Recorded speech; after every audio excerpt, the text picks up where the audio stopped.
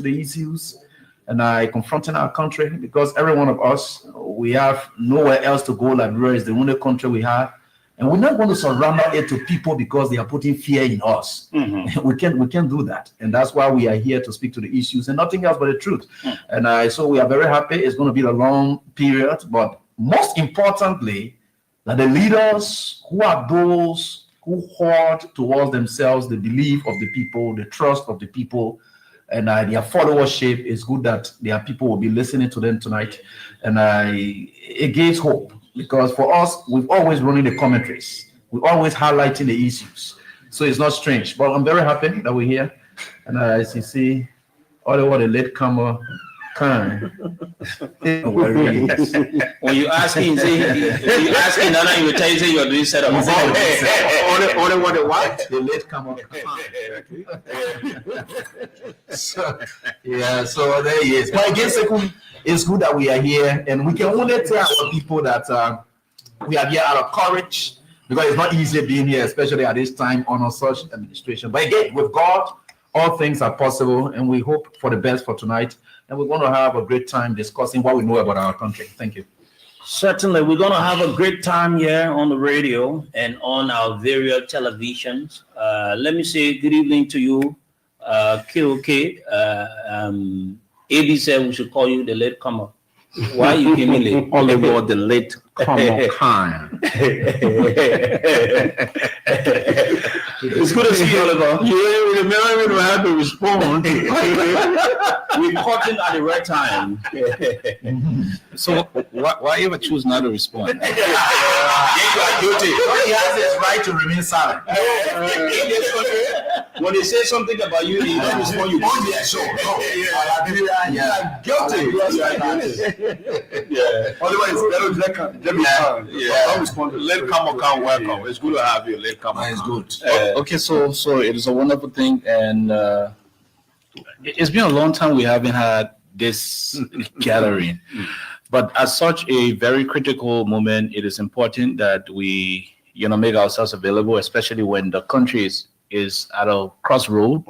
The Pele people from Bon County will say, Britana, this is where we are, and yeah, it's good, Sekou. So I'm anticipating when we start to place the calls to those political leaders, because it is from what they will say that will inform exactly what we will say as well, and what the people, will be anticipating. So yeah, let's get it rolling. Sure. So let's just give you a lineup of what we're going to be doing here tonight. So coming up, we will have our very fair analysis of issues in the country, particularly on what's happening from the government as it relates to legislators that have been held under the custody of the government for what they are terming the way they are terming it. So we're going to talk about it. And the good thing, like Khan said, the real players of today's politics will be speaking. Just so you know, we have His Excellency, the former president of the Republic of Liberia, and currently he's the political leader of the Congress of Democratic Change. He will join us here via any other means to speak to the nation. We're also going to speak with the former vice president and also political leader of one of the major opposition political parties in Liberia. We're also going to speak with Mr. Alexander Cummings. He comes from the Alternative National Congress. He heads that institution. We're also going to speak with honorable and political leader Musa Hassan Bility. We're also going to speak with the former foreign minister of the Republic of Liberia and also political leader of another important political institution as well. I talked about it, Honorable Kemayan. And so we have a list of them. We'll talk to, party stalwarts, leaders from various political parties. We're also going to speak with Mr. Len Eugene Nambe. So we're going to have a very tight conversation here, something that you don't want to miss. You want to know what's happening, what they're going to say. Mind you, tomorrow, there are members, particularly the former Speaker of the House of Representatives, along with other lawmakers, will be taken to the court. And they're about to rally the support of their supporters from Lofa, from Vonjama, from Sino, Maryland, from Grand Bassa, from Montserrat, other counties, so that they can join the fray as they will be joining their supporters to take along their members to the court on tomorrow. So there are lots of things we're going to be discussing here tonight on the show. If you're just joining us, we want to say thank you for joining us, and it feels good that you've joined us. This is where you need to be. This is an all-important conversation we're going to be having. But before we can go into the conversation, just to look at some of the trending things, particularly on what's happening with the lawmakers and that of what the government has done. We'll start with Oliver to give us his own his thoughts about what's happening. And then we can go across the table. Then we listen to what the Inspector General of the Liberia National Police, what he said over the weekend. Then we'll move on. Oliver, looking at what has happened, what are your thoughts about it? Well, I mean, this is a whole complicated situation we're having on our hands, and it is at a point where the court is involved, and so not much we will say about the technical details, especially with the case, being filed. However, I think it is a very critical moment in the history of our country. I'm not too pleased with the way the government is proceeding in terms of fairness. For me, I think the investigation from the angle of the police, so far has been kind of one-sided. In these critical moments when justice is to be served, you do that particular, you get involved as a government from a holistic perspective. There's some technical details we may not disclose, but there are records of a lawmaker who sat up the Capitol on the night of the fire, and he was on the grounds, participated in one talk show in the night. I'm not saying he has knowledge in the situation of the fire, but he was there the night before the fire. The night of the fire. To the best of my knowledge, he has never been invited by the state securities as an individual of interest. Now, something else happened. The joint chamber is the particular part of the Capitol building that got, destroyed by the fire. In that joint chamber was the joint chamber was the home of the majority bloc at the House of Representatives.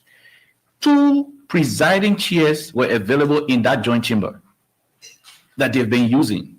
It will interest you to know that, how you call this thing, the chairs were removed, whether a day or 2 or whatever the case is, prior to the fire.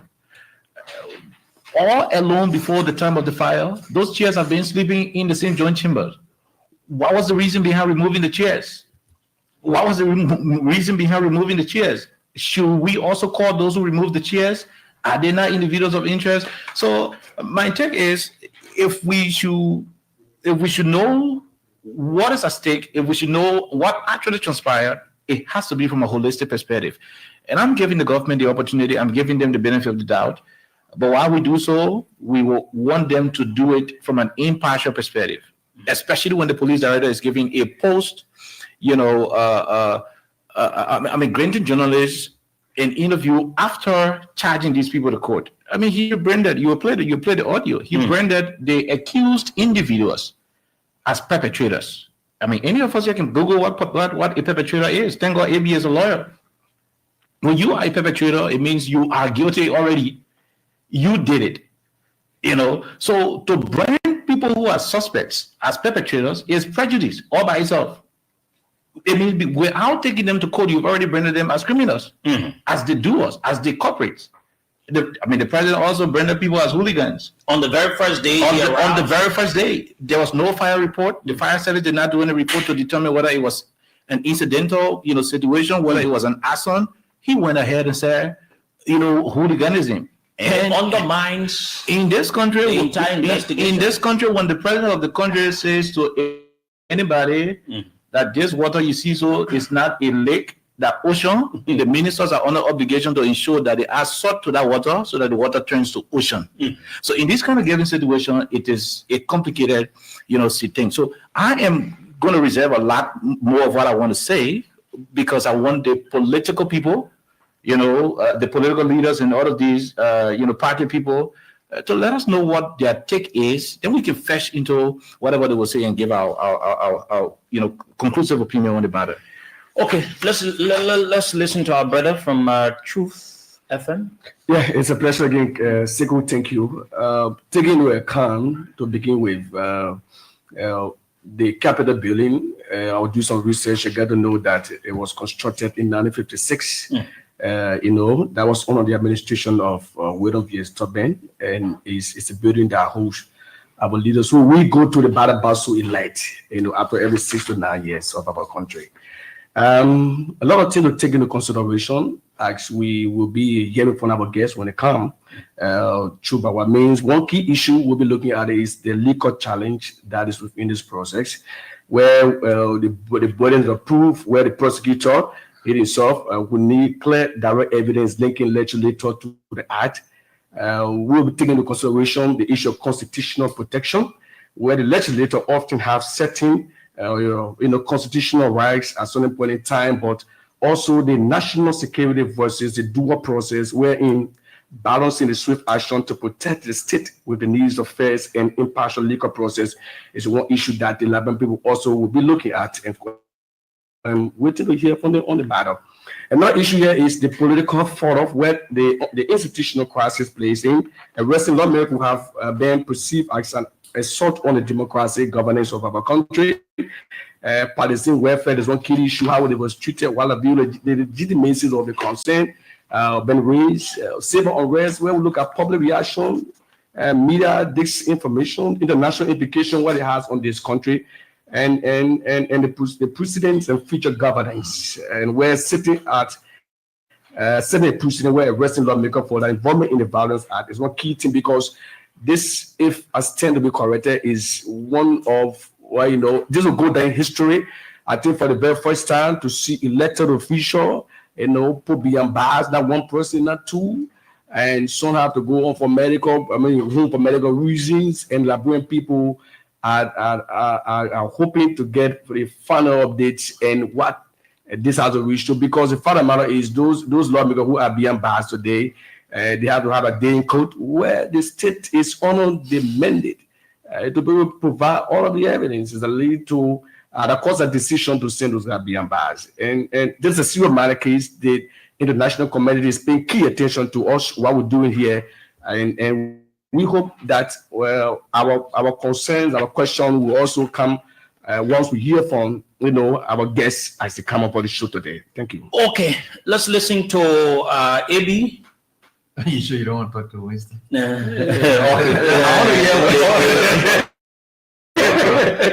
Okay, Winston. Yeah, to be honest with you, I see a well-organized plan by the Unity Party administration. I was in session on Thursday when I saw the agenda before the session, because normally they release the agenda, they have to adopt it. And I told a colleague of mine, I said, this is not right. Why are they inviting the guys on a Friday? There must be a motive. Then to run it through, at the back in the press bureau area, when it was reading the communication, a member of the majority bloc, her ear dropping, saying clearly They will arrest the guys tomorrow. So I stopped what I was doing and I decided to pay key attention. He said, if they're smart enough, they will not go there. Fast forward, I did the needful. I went out to some people and said, this is the plan of the government. They said, no, it's not going to happen. I said, don't take it lightly. This is exactly what they are planning. It was well planned. Remember, there are other lawmakers who also on last Thursday agenda that they have been asked to appear before the Liberia Anti-Corruption Commission. There's a possibility, if they can prove any case that members of the majority black took money, all of you mark this down today, the panel of the House of Representatives will take action against them. It could lead to the suspension and so forth. Now, again, it is well organized and planned by the Unity Party government. You call a group of lawmakers, invited them to the headquarters of the Liberian National Police. I was there. When they got there, you told them, say, we are not prepared for you yet. You make them feel relaxed. You don't make them feel that it's just the normal question or anything. So they came out. Then you called and said, we're ready now. And you kept them there for a long period of time. In fact, they took the phones, took everything for them. At the down meeting, you call a journalist and you give report. Look at the charges against them. Look at the role they said individuals member play in this whole thing. Colleagues, Liberians listening to us. Now, thank God we got a lawyer on the show here. The burden of a proof lies with the accuser. One is presumed innocent to proven in a court of competent jurisdiction. That's right. You said, let's take it bit by bit. One, Representative Dixon Sibu, according to Police Inspector General, the chief financier of this whole entire thing, meaning he gave the money.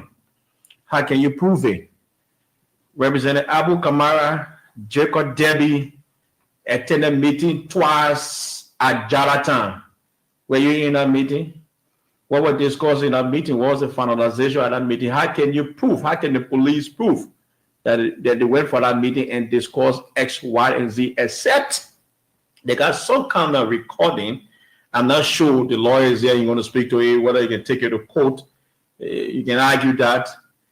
Another thing they said is that Fonati Kofa, the former speaker, used his office, his position, and instructed his staff to do X, Y, and Z.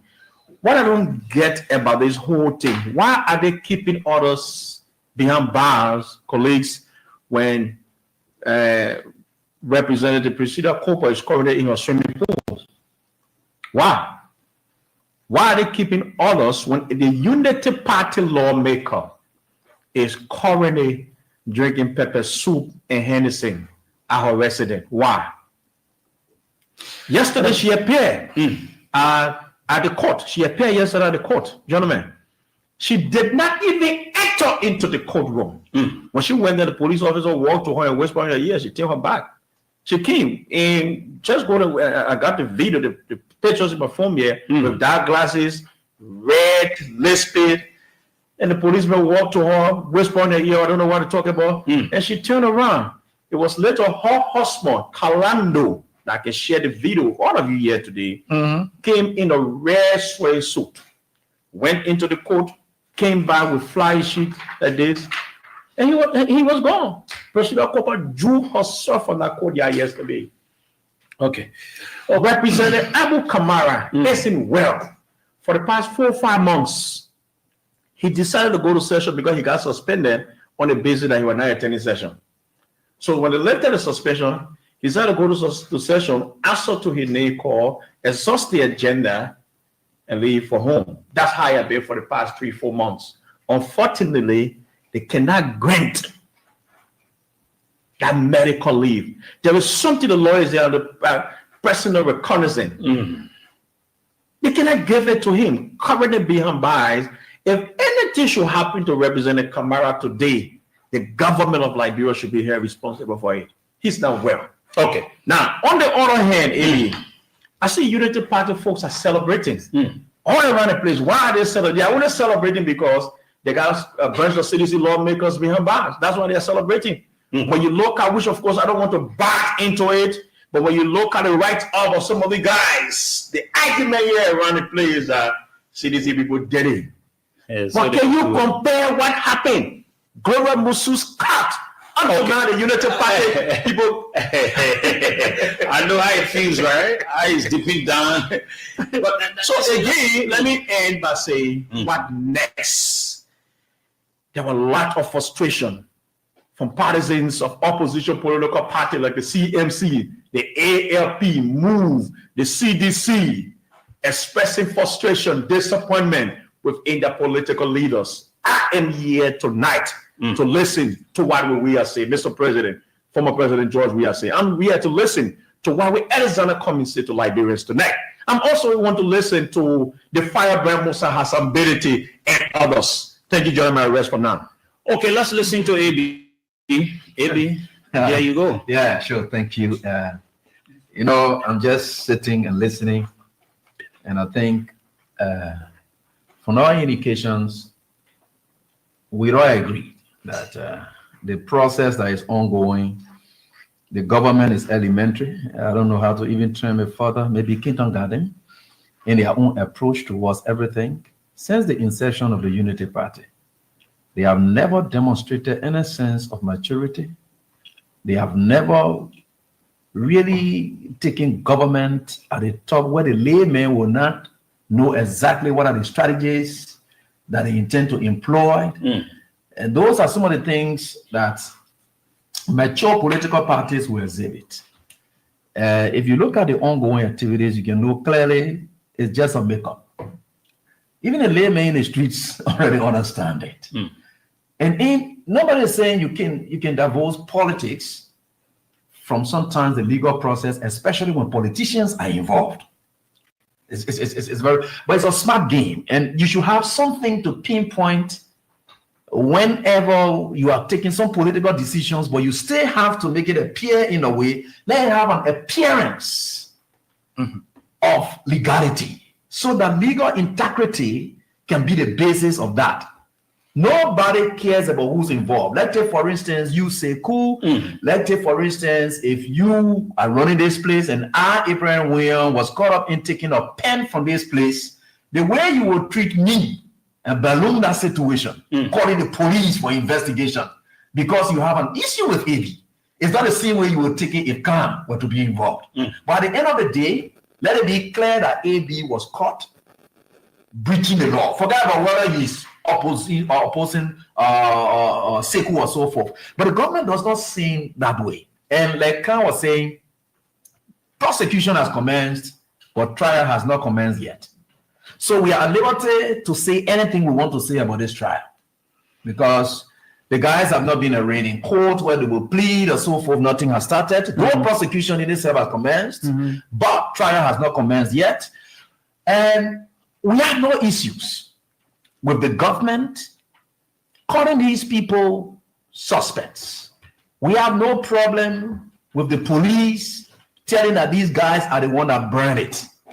Because on the criminal justice system, they are going to be part of witnesses that will testify to those pieces of evidence that they have gathered that gave them the inclination thinking that these guys did it.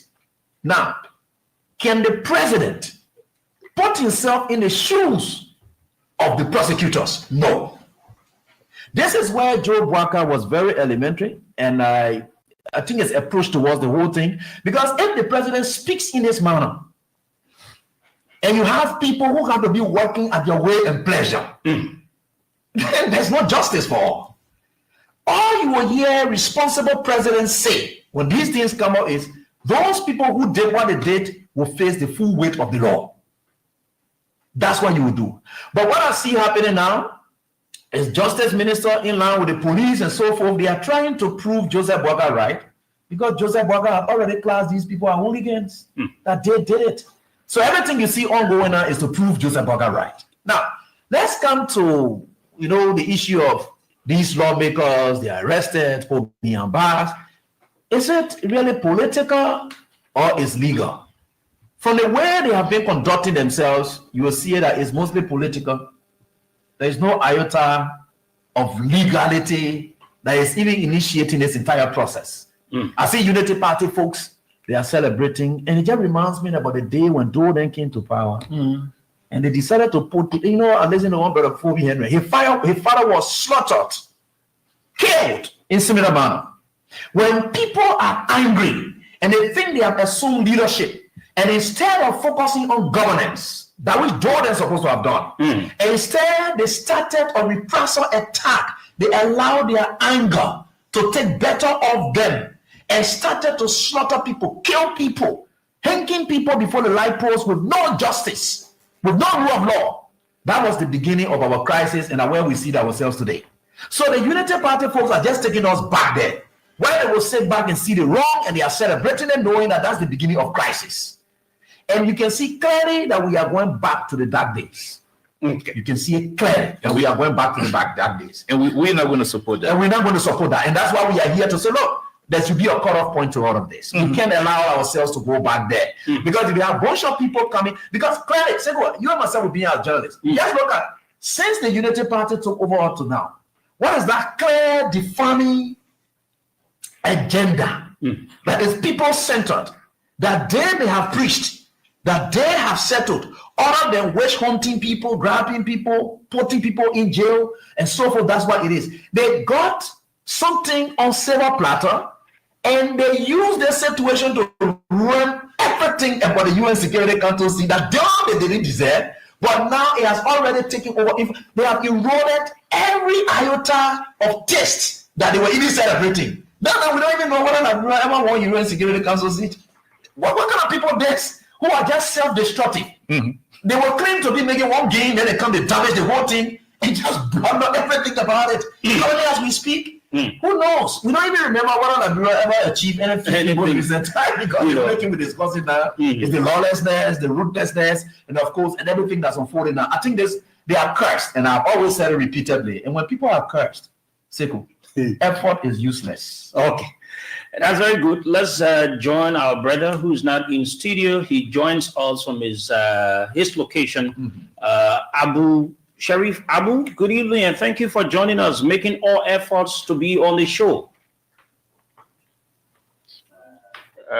Thanks a lot, Sekou. And of course, let me say a pleasant good evening to all of the wonderful guys in studio.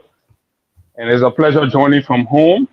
I believe these moments are very critical in our country history, with all of the capital gains that we've recorded from the dark days. Liberia and every Liberian has contributed immensely to where we are for almost 20 or above 20 years now. So to see signs of retrogression, it must wake up the spirit in everybody to collaborate in redeeming and reminding the regime that these moments are scary, these moments are condemnable, and of course, nobody is condemning the pursuit for justice, but the pursuit for justice must not be misconstrued or replaced with political persecution. Judging from everything that we've witnessed from the onset of this to where we are, it is troubling to see state security and state apparatus being used to appease the political whims and caprice of the ruling establishment. Liberia has a very detailed history when it comes to heavy hand or repressive governance system, and we can call names of people. So when I saw the opportunity, I felt it was wonderful to educate our people continuously about the need to preserve and contribute. This is no moment for anybody to sit on the fence. We've all made some respective progress in our individual lives. Anything going haywire here is going to affect everybody, and this is no time. Just look at how terrible our citizens were treated in Ghana at the Bujumbura camp. Imagine yourself going back to another country again and being used like that and being abused as if to say you do not have dignity. This is critical. This is no partisanship. This is about our dignity, preserving our dignity. And no one party, no one president have got the prerogative, right, to dictate with the absolute pleasure of each of us, and then we sit and pull our hands and say, this man is the president. These are very critical moments. So it will be a great opportunity listening to the political leaders. We are independent journalists, and this is the one that gets to the spine of unity partisans. When we call ourselves independent journalists, we have refused to bootleg a repressive regime, a dictatorial president, a narcissist. And so when we call ourselves independent, it gets to the core of their emotions, and they're so hurt. But that's who we are. We're standing with the Liberian people. We're standing with the country. We're standing with justice. We're standing with the rule of law. We are not justifying judicial overreach. We are not justifying presidential cluelessness. That's not what we are doing. So I am very elated to be joined by all of you on this wonderful platform, and I look forward to the conversation. And just to close up in my intro, Sekou and the rest of the folks, this is how I'm going to put everything that we are witnessing in our country now. For example, you live in a community and there's a crisis, and the community is divided into two blocks, Black A and Black B. AB is the lawyer in this one, right? Black A and Black B. The police come in as a neutral force to quell the situation. But when the police enter the community, the police made arrest of only Black A and left Black B out. And there's a church building in the community that got a fire. So instead of arresting everybody, taking statement from them and evaluating the statement as we understand, a criminal justice process to go, you arrest only Black A people and leave Black B people out. Then somebody want me to believe that this is a judicial process or this is an objective legal pursuit. No, this is political persecution. This is witch hunt. This is going after people for their political views, and it's terrible. I look forward to a fascinating conversation. It's good to be here, and thanks a lot. Okay, so just so you know, you've been listening and you just join us at 7. We're going to have the political leader of the Alternative National Congress. He's going to join us, and then we start the conversation. Then all other leaders will follow, by the way. But let me just weigh in on what my colleagues they've said. I sat and listened to the Inspector General. Because of time, we won't be able to play, his statement.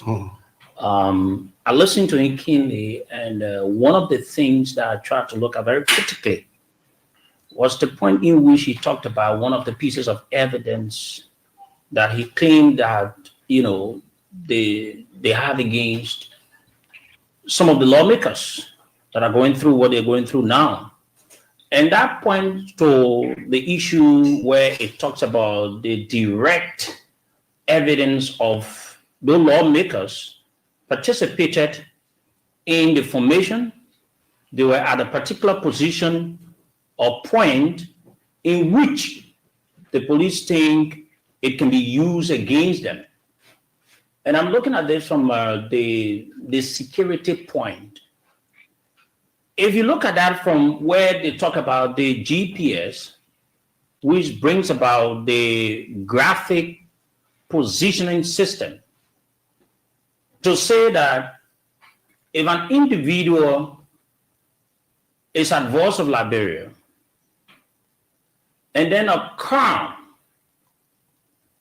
is being committed at GW Gilson, for those of you that have been on the Capital Bypass, using our local GSM system, saying that because Winston was at voice of Liberia, Oliver and AB committed a crime at GW Gibson, it means that Wisdom is part of it. Because the GSM company of which they claimed provided them pieces of evidence as to cause voice, exchange of messages and all of that point to the nearness of those lawmakers. then it's something that you need to rethink about. Because if you say you want to locate people using the scientific means, which you worked along with the GSM company, you will need to do a lot of things. One of which you need to look at, because you want to look at the proximity of Voice of Liberia and George V. Gibson, looking at where the crime was committed. If you are looking at it, you need to look at the physical aspect, and you need to look at the scientific aspect. And I want us to take this into a serious consideration, because this is what the Inspector General said, that where those of the people that did what they did, according to them, the legs of Kofa and the other people were not too far. So that suggests that they supported whatsoever actions that got the Capitol building on fire. Can I provide that information? Where according to the police, Now, I just want to provide it for Honorable Senator Fonati Kofa, former Speaker.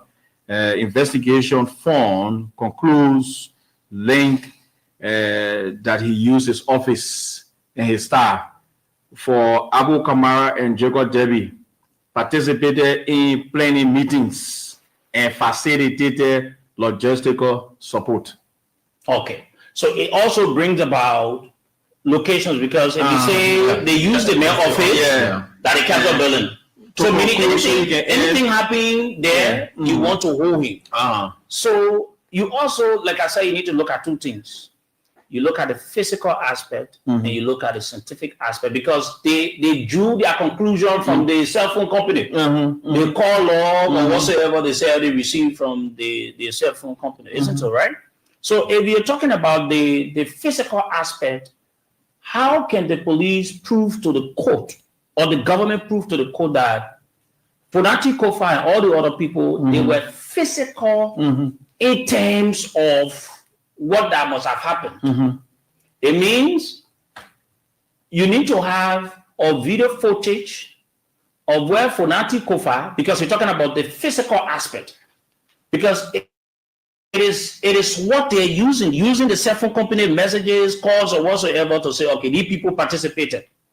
So when they go to court, they need to show the court that evidence of where, for example, we all are in this room. You can see the video that Khan is here, AB is here, Wilson, you are here, our brother is here.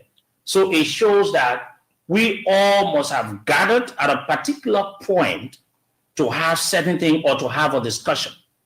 So if you want to look at the scientific aspect, you need to go for the DNA to test and understand those of the people that you have mentioned that must have been into that process. That is the scientific aspect of the entire thing. How can that be proven? All the materials that were being used to go through and find out that John Brown must have been able to lay his hands on this for what that must have happened at the Capitol building. From what we have seen from the Inspector General of Police, in every one of us own red thinking, do they have it? Certainly no. You cannot prove that to say you will see Fonati Kofa. It is not possible for Fonati Kofa to be having a conversation that he wants to burn the Capitol building and go recall himself. Or if John Brown wants to do something, they go and recall themselves to say, okay, we gave this thing to the police because we want it to be used as an evidence against us. The last time we checked, the very Inspector General said they don't have the capacity to do it. In so doing, they wanted an expert to come in. The next interview he had, he said they have concluded, meaning there are no need for, foreign experts to come in and help in the process.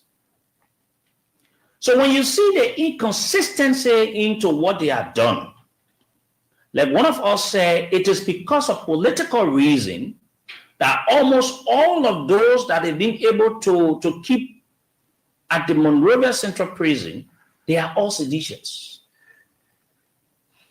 They are all seditious. It's just a matter of time. But the government, at the end of the day, will not be able to prove these things beyond any reasonable way. You hire lawmakers live on television, broke into the offices of the speaker, but they are not being invited as to why they did it. You hire lawmakers that the very day the Capitol building got up with fire, the next day, those chairs that were in the chambers were being used by them in another place. If the police is much more serious, don't you think, fellow Liberians, it is fair enough to ask them, how did they manage to get those chairs from there? What was the rationale? Were they informed that the place could be placed on fire? Or they are magicians now to say, okay, you know what? I'm on the chair today. Let's remove those chairs because something will happen. Yeah. And removing those chairs is not something that you just want to take a chair. But there were a lot of chairs that they removed from there. How did it happen? Lawmakers did not place it on their heads. Yeah. They must have used vehicle. Where were the police? The Inspector General said one of the police officers were being beaten. He nearly died. So the police allowed those of the people they're claiming that burned the Capitol building to carry out what they wanted to carry out, allow them to do it just because they wanted to come and investigate. So these are some of the things that Liberians are saying that what is ongoing now, it is a witch hunt. It is a witch hunt. An addendum to that, look, the day before the fire situation, there was a protest. Sure. It was, the John Jabape and the rest of the folks had a protest. You all know in this country, whenever there is a protest, the proposed venue of that protest will be under the government's control. Radar. Government control that entire capital 2-3 days prior to the protest. The protest day itself, and after the protest, the government was still in charge of the capital. Even the day of the protest, the president visited our area. Thank you. So when the protest was done, the same night of the protest, when we woke up the next morning, we woke up to the news of the capital being on fire. There were police officers assigned. If we are considering lawmakers who were at their homes as individuals of interest, what about the officers who are on ground? Yes. Their job, look, when you assign a police officer here, you give him a TOR. You are to look at the studio from West Wing, North Wing, South Wing, East Wing, and ensure that no trespasser will come here. You will take stock of everything. There should be an inventory. Yeah. So what did you ask the police officers? You give authority over the place. What did they say? Because you cannot find individuals of interest only outside the security force. There can be people compromising within the security sector. So you need to go to your own police.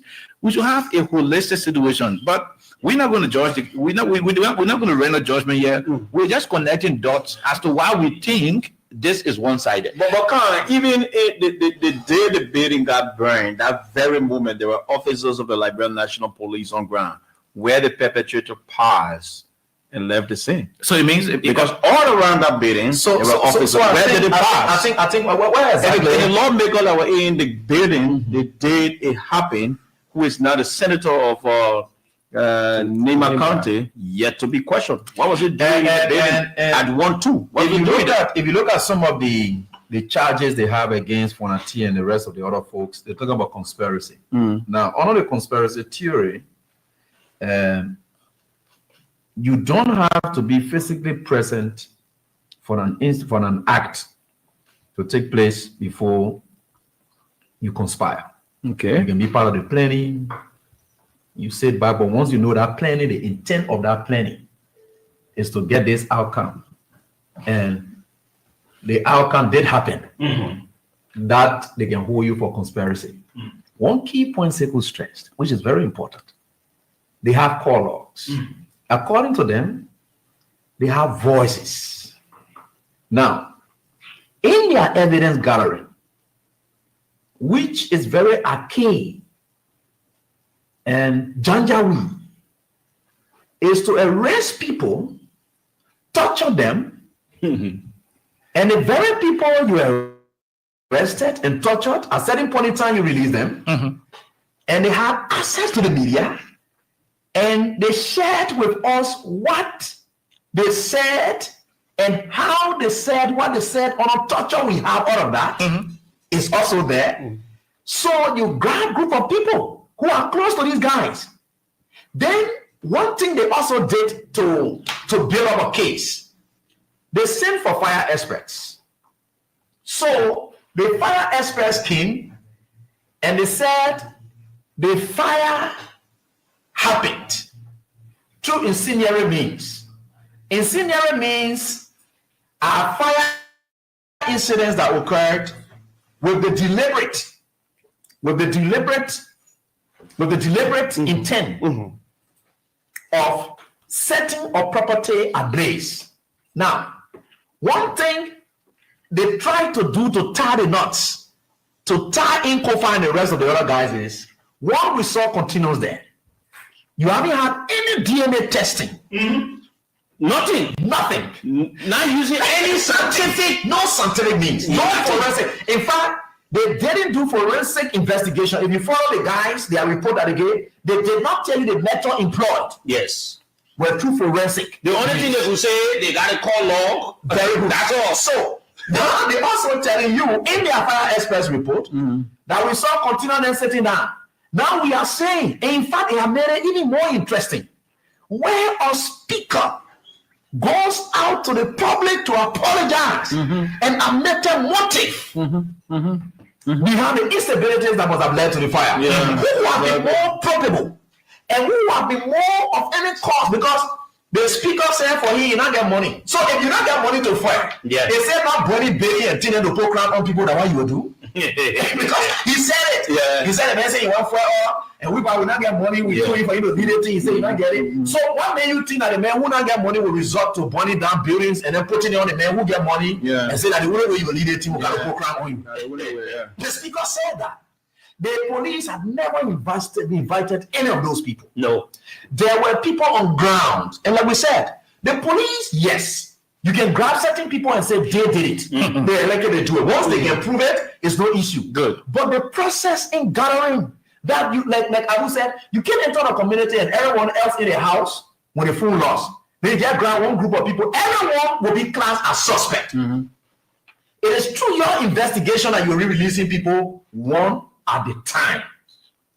Now, you grab a presidential coupon just as a cover of means to make it to appear that it's apolitical, only because you want to get at these guys. Just while we are sitting here, the Liberia Investigative Newspaper is reporting that they have filed for the essay Republican preventing Fonatikofa from traveling out of the country. Look at But now you're getting to understand where we are with all of this. That's right. Now you're getting to understand why. Because Fonati was expected to depart the country on Friday.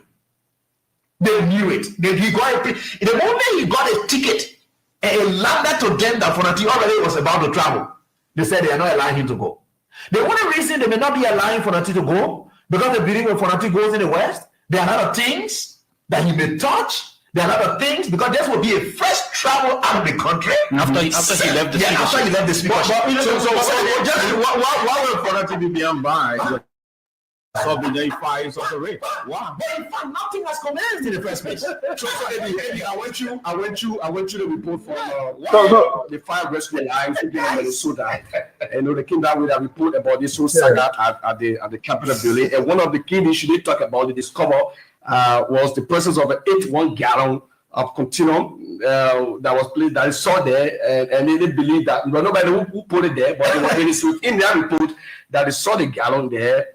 And at the end of the day, they discovered that 24 hours before the fire incident, they said, raising concern that while while there was a serious minor protest in the country, that the protest that KOK talks about, right after the protest, straight the next day, the fire came on the building. So they were also concerned that this is not electrical fault. Okay. This is a real issue that was set up by somebody to get against the Wallaby. But then how will the ghetto enter the chambers of the Capitol building? When the door closed, when the door still open, And the police were right there. and the Charge police of was the there. building. Somebody went there. Why walked to the police. There's the most. That's why I said the police is too elementary. You want to tie people to things that should be the way around it. What the police did in this, which is very much against. I'm seeing a feedback. Go ahead. Yes, what the police did, which of course is too elementary, and it exposes them more, is to accuse people before finding evidence to tie them to the crime that you're accusing them of. Were they under pressure to do that? I don't know. And that's why you never needed to rush. The early statements of the president was very premature. The police were not supposed to be the first instance in investigating that. It is the fire service. You leave it as it is. The fire service will start. In fact, the invitation that were being done by the fire experts, you wouldn't have seen the police to do that. The police will give it with the fire service. The fire service will recommend to the government that we are incapacitated to investigate such. We are recommending international experts to come and join us and lead this investigation. The fire service will make its reports known. But the entire thing has said that it is the fire service that will now lead the police. And tell the police that we have a reason to believe that from our investigation, these are X, Y, Z things that have happened. Then the police will now go for people who may have been there at the time it happened. But the whole thing started with the police before going to the fire service. So the fire service are supposed to initiate, because they are experts in that area. They are experts. They're supposed to initiate this entire investigation. They look for probable cause to either believe that it was an arson. Then the police will now invite all parties that could have some motive tied to it. To say the fire service people told us this, that this is what they found out already. So we are now looking for people who may have probably been involved in it. Then, because the fire service will not tell you squarely that they applaud with that authority. So at certain point in time, even the Senate on Tuesday they invited the LMP, they invited the Justice Minister, the National Fire Service Director in the Senate chamber on Tuesday, who were there. And the issue was the state security and those actors to give accounts of what happened at Capitol Building, because what the report is not been delayed up to now, nobody is coming with a report. So the Senate were concerned that what you guys are holding, you have released a report to all us know. Okay. So when they appeared on Tuesday, at the end of the day, they told the senators that we don't give any report yet. Now the matter is on investigation. So when they give a time on Tuesday, on Tuesday, yes. Then somebody said, but what is the long time? Either give us a specific date, John will bring those corporate. Let us know who did this and that. We're going to report. After all the putting, end of the day, they appeal and they said finally that John will hear very soon. But after Tuesday, on Friday, in fact, it was Senator Alex Taylor who requested and pleaded with plenary to allow the police to go and do the job.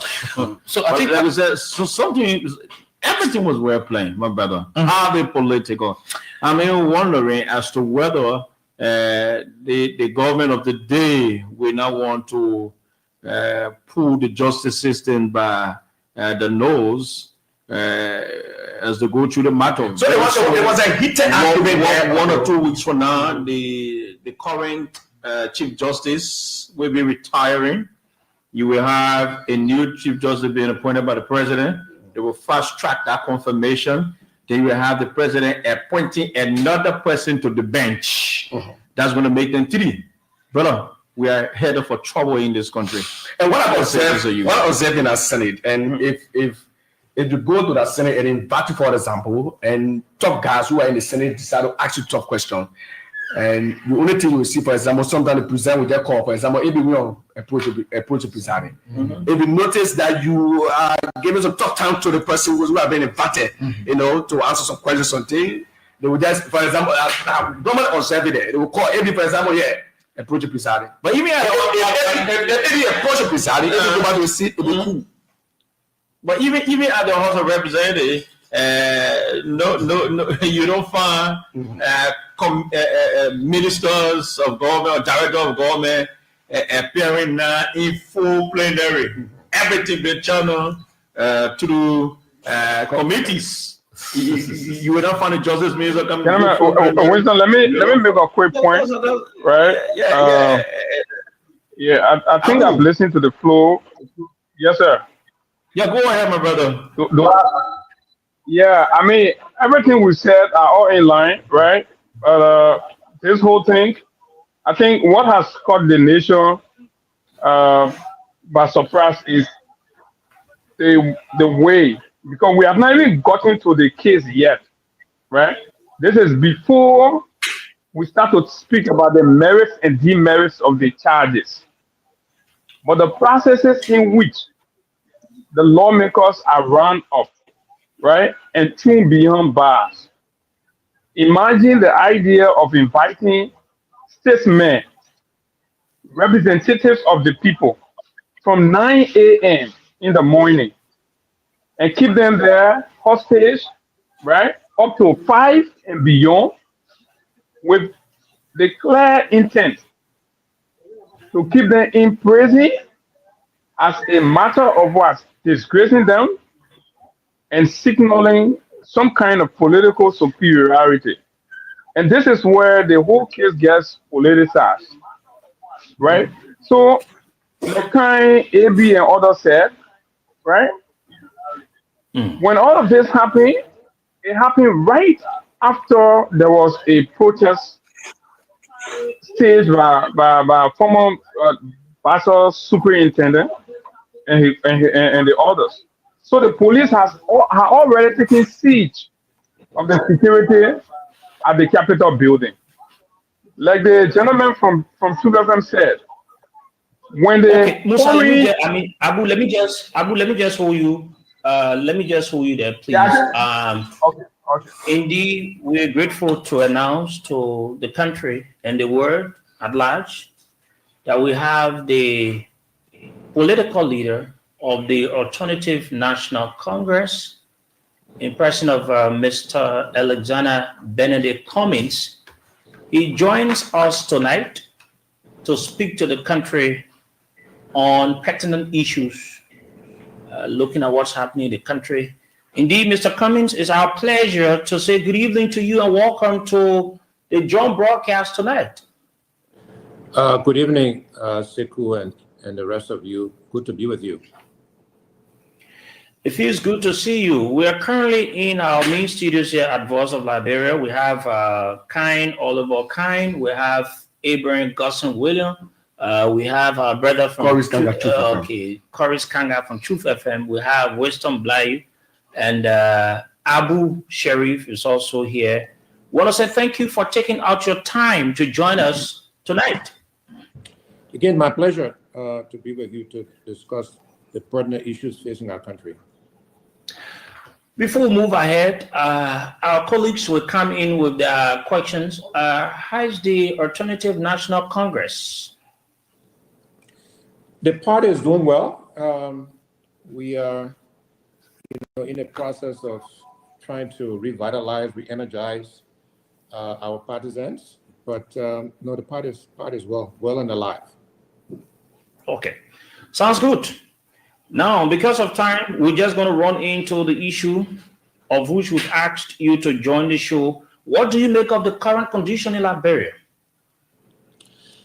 So I divide the issues into two broad categories, Sekou. One is around governance, which I think is what the main topic is tonight.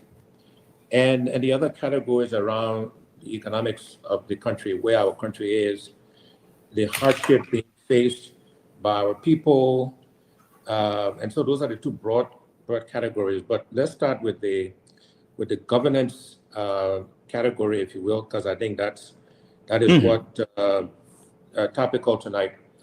Please go ahead. Look, this is all about the rule of law. This is about, our government, and today is the UP-led government led by President Joseph Numa Boakai. They are attempting, in my mind, to try to weaponize the judiciary. They are applying double standards. They are ignoring, in my mind, the presumption of innocence. Because if you take what happened on Friday to the former speaker and his colleagues, if there were true presumption of innocence, again, these are lawmakers. Nobody's above the law. Everybody is subject to the same rules. But these are lawmakers. The risk of flight, of them leaving or going anywhere, is extremely low. They could have called them to the police station in the morning, read the charges or questioned them, whatever. They could have gone to the courts and they could have been released either on bond or on their own recognizance. But the idea of doing it in the afternoon, knowing the courts will be closed, actually put them in jail, is an old political trick. This is why I keep saying, Sekou and others, we keep doing the same thing over and over and expect different results. And we think our country will change. This is something they did back in the Totman days, in the Doe days, in the Taylor days, and we're still doing the same thing, trying to embarrass our quote-unquote political opponents. Completely unnecessary. Again, a country of laws, of rules. And so this government just continues to perpetuate that sort of behavior. They ignore the courts on the tenure issue. The president ignored the courts, even on the speakership issue. He said, yeah, we hear your rules, but we're going to still, deal majority block. We cannot have a serious government who behaves the way they do. And so it's concerning. And then it affects the economics of the country because no serious investor will come to Liberia under these circumstances. And our people are struggling. The exchange rate has gone to 200 under this government.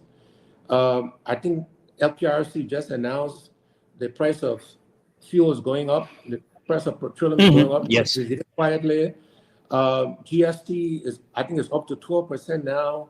So all these things are going the wrong direction, and we're not getting our governance right, so we can focus and address on the economy. So long answer to your question, but two categories: governance, economics, and they both intersect, of course. Let's look at Oliver. You want to come in? I mean, so Mr. Cummings, in the midst of all of what you are cataloging, Liberians and I would say are kind of concerned as to why you are not that vocal. They know Mr. Cummings and the ANC to be this political party that will be very critical. You were kind of critical against the last administration. They think you are a bit soft. They think you are not talking the way you're supposed to do. For them, they think you're silence, and the silence of the opposition community is giving rise to some of the things happening in the country. What do you say to that? Well, I'm not being silent now, right? So I'm having this conversation and speaking out. But I would also argue, what did all of that talking get me in the past, right? So what was the result? So we have to recalibrate. We have to rethink how we talk when we talk, right, and what we talk about. But look, I think the behavior of this government is actually is pushing the opposition to collaborate and to work together again on issue by issue. And on this issue, I'm happy to speak because I've been a victim, a personal victim of the weaponization of the judiciary. And it was actually orchestrated by my colleagues at the time in the Unity Party. So they carry on the same behavior. So this is very personal for me, this kind of continued behavior of trying to weaponize the judiciary. I want to be fair to the courts. They have not gotten involved yet. They have not. So it's mostly on the executive branch side, but it's the behavior of this UP party that continues. And so, yes, we are engaging now, we're active now, and then on a case-by-case basis, we'll speak out to the issues that affect our country and our people. With the way you see the country, and you mentioned about the governance of our country, and you said if a government continues to lead her people in such a way, investors won't be able to come in a country, scare away investors and all of such. Seeing lawmakers from the Capitol building being dragged the way they were dragged recently to the police onward to the Monrovia Central Prison. You, as the political leader of one of the biggest opposition political parties in the country, what have you to say concerning such? And what will you say to your supporters that are listening to you in and across the world? Yeah, look, as I've said, Sekou, it's unacceptable what is happening and how this UP-led government is handling the governance of our country. Again, they've been investigating this issue for the last, 4 months, 5 months, however long it's been since the fire, the arson. They could have, again, called these lawmakers to the police station on Friday morning, gone through whatever the process they went through, and allowed them the opportunity to go to court to either be released on after posting a bond, or just to be released on their own recognizance. As I said, these are lawmakers. The risk of them fleeing or flight is very low. And by the way, I understand that one of the UP lawmakers, who was initially also asked to come to the station with them, was released to her lawyer. Why the double standard? Why treat one person one way and somebody the other way, right? I mean, it's completely unacceptable. And again, you would think, Liberians elected President Boykai, who is our president, based on his experience, you would think the experience would come to bear. But instead, again, see behaviors that have gone back in the history of our country, where opposition or so-called opposition or perceived opposition are, trying to be embarrassed and mistreated and again, weaponizing the law. Just not acceptable. And so we will speak out unapologetically about this sort of behavior because it doesn't help our country. There's no benefit for doing what they're doing. Just follow the rules, follow the rule of law. If it leads to the guilt, if you got the evidence, it leads to the guilt, so be it. But follow the process. Don't try to embarrass people and again, weaponize the laws of our country. It's unbecoming of us. We just and all applauded the fact that we won the non-permanent seat on UN Security Council. Great for the country.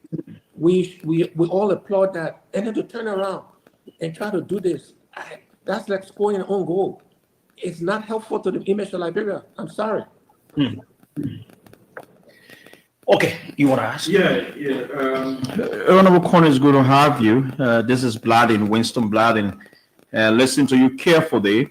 You spoke about the rule of law, the government trying to weaponize the judiciary or political trick. Now, I got 3 important questions for you, sir. Question number 1, when was the last time you spoke to your friend, President Joseph Weah? What for you, opposition, collaborating political parties? You were very, very, very on the back of the CDC government. When was the last time you spoke to Mr. President? About some of the things he's doing. So you say you had 3 questions. Should we just get all 3 and then I respond? You want me to get all 3? Question number 2, sir. Do you think, having stressed the name for collaboration, do you think collaborating now can solve anything in this country? 3, do you still believe in the rule of law, sir? Honorable President Joseph Weah, your friend, one-time political ally. Thank you.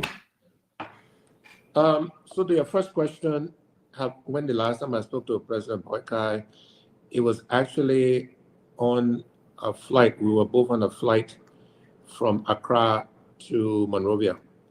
Was the last time we physically spoke.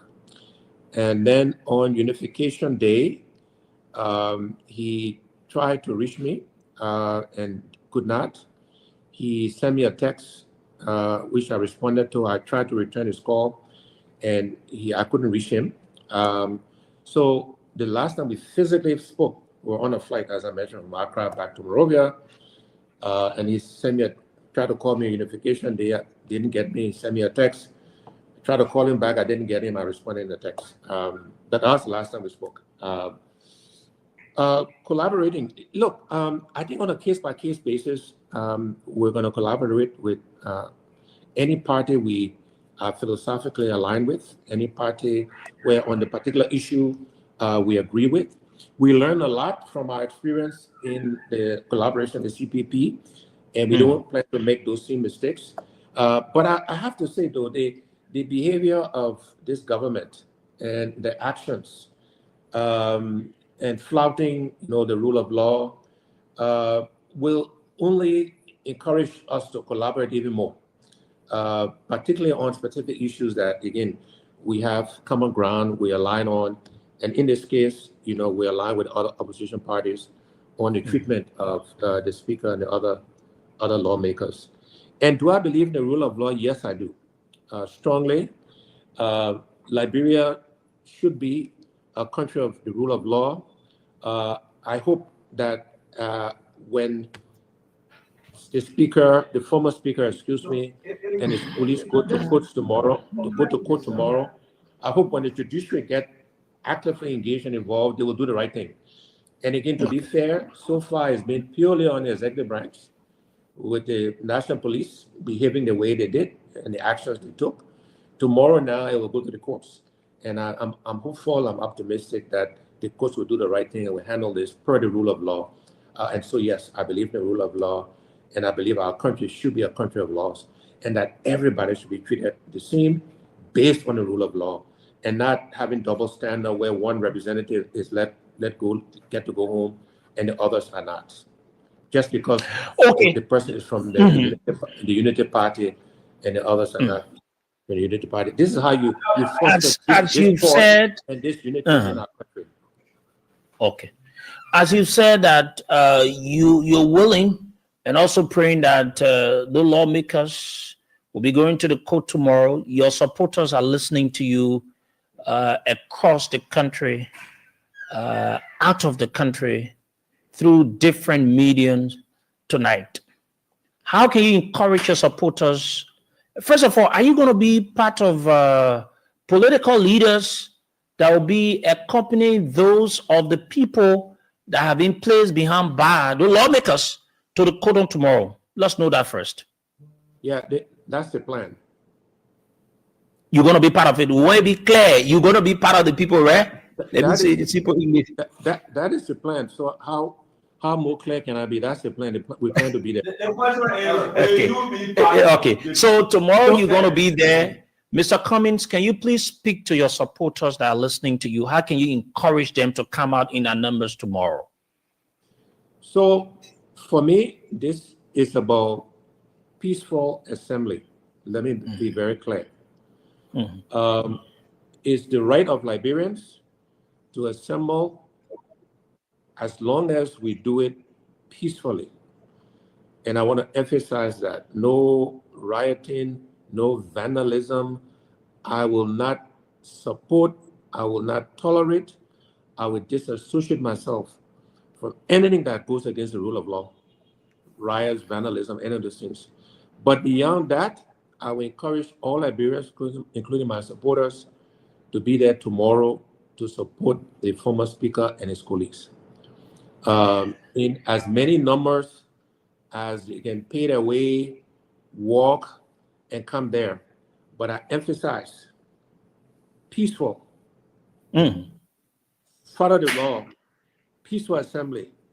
Nobody should come there and do the very thing we're speaking against.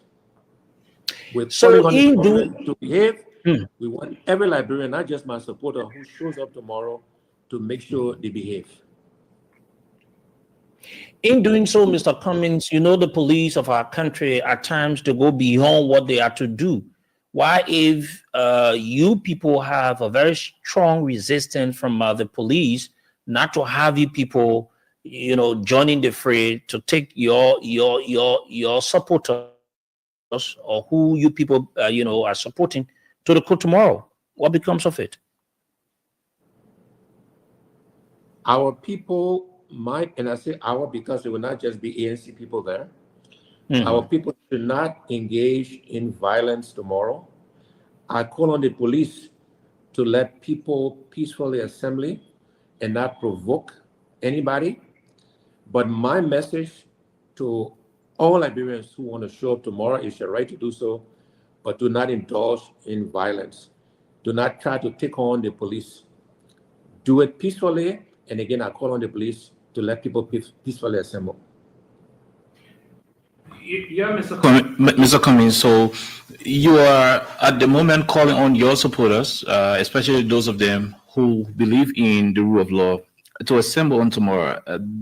It is one thing to call on them, as the political leader. It is another thing to send that message to the structures of your party. Is the ANC mobilized for this?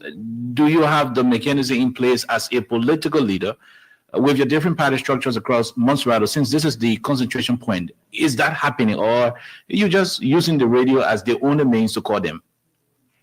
So first of all, let's be practical and realistic, people, and not try to be politically provocative. So these events are happening rapidly. We have various chat rooms and processes in our parties, which we communicate through, and we're communicating through those processes to our partisans. And I'm on the radio tonight having this discussion and encouraging them to come. To assume that anything beyond that is happening, I would not be telling the truth. But let's be honest about where we find ourselves and the timing of this event and the timing of the decision to actually go to the courts tomorrow. So let's just be realistic and practical and not try to be overly political in our conversations. Okay, Cummings, once again, I'd love to say good evening to you. It's been a while now. This is Corey's Kanga from Truth FM. I got two concerns. One is the rule of law. What concept and a concrete step must Liberia take as a country to build a culture of respect for the rule of law among both citizens and political leaders? That one. Another one is, how can we as a country address the gap between the law rating on paper and actual enforcement, especially regarding corruption, human rights, and the judicial fairness? So look, to your first question, the obedience to the rule of law, or the example needs to be set by the leadership of the country, starting with the leadership that's in power. They have to obey the rule of law. They have to set the example through their behaviors and through their actions. And so far, unfortunately, this government is not doing that. But it starts there. And then it starts with the rest of us who are quote unquote leaders. And leaders in politics, leaders in business, leaders in civil society, leaders across the board in the churches, in the mosque. All the leaders should set the example and follow the rule of law. And then our people will do the same. It's not about what we say, it's about what we do. It's about our actions. And that's why I emphasize freedom of assembly tomorrow, but peacefully. On your question about, and again, it applies to rule of law, about corruption, etc. This is, again, has been an issue in our country since the founding of Liberia, this thing called corruption. And look, I've spoken out about corruption perhaps most forcefully than anybody else in the political arena. And I will continue to speak up against the stealing or the looting that is taking place in our country. And again, that process will only change when the leadership in the executive branch, legislative branch, judiciary branch begin to set the example, and there are consequences, right? There's punishment, there's consequences for people that break any law, including stealing from the Liberian people. Okay, let me give Abu the chance to ask his one question, then we can move ahead. Abu, please go ahead. Thank you very much. And Honorable Cummings, it's good to have you. My name is Abu Sharif, like Simple said. And I think these are very critical moments So basically, I have two questions to ask you. And my first question is begins with this. You know, initially when you started your expose, you indicated that we have, as a country, we have two situations on our hands. It is it is governance and economic issue. And I'm interested in the economic issues where there are increased prices on the local market. Liberians have been complaining, and of course, the exchange rate is skyrocketing. We just talked about the secret increment in the price of petroleum product that's going to affect transportation costs for our people. And all of these things have been the center of the conversation recently. And then with what we are seeing in the breakdown in the rule of law from the governance angle, can we say the government is using these movements to cover up for the economic quagmire that has engulfed the government, and it appears very clear that there is no solution in sight. So to divert the public attention from the economic failure, then we ignite political tension to scapegoat the real issues of governance and proactive leadership in solving the problems of the people. My second question would be, you are a politician, and a lot of politicians have spoken. We saw the statement from four collaborating political parties in regards to these happenings. But we have here barely voices from the independent civil society organizations in the country, the spiritual organizations like the Religious Council, right? Recently, we saw the LCC confer honors on Honorable Richard Nangbe Kun. In all of this, and this is about the country. So does it bother you that the quote unquote moral voices in the country do not see the trouble as politicians are seeing, or are politicians exaggerating what is happening? What's your thought? Yeah, so let me start with the last question first about civil society speaking up. First of all, look, to be fair to them, again, this event is just unfolding. It just happened on Friday when the actions took place against the former speaker and his colleagues, and it's Sunday evening. So we need to give them time. They may react tomorrow. I hope some of them show up tomorrow at the courts, and beyond. They might make statements, etc. So again, let's be fair in the context of this particular event.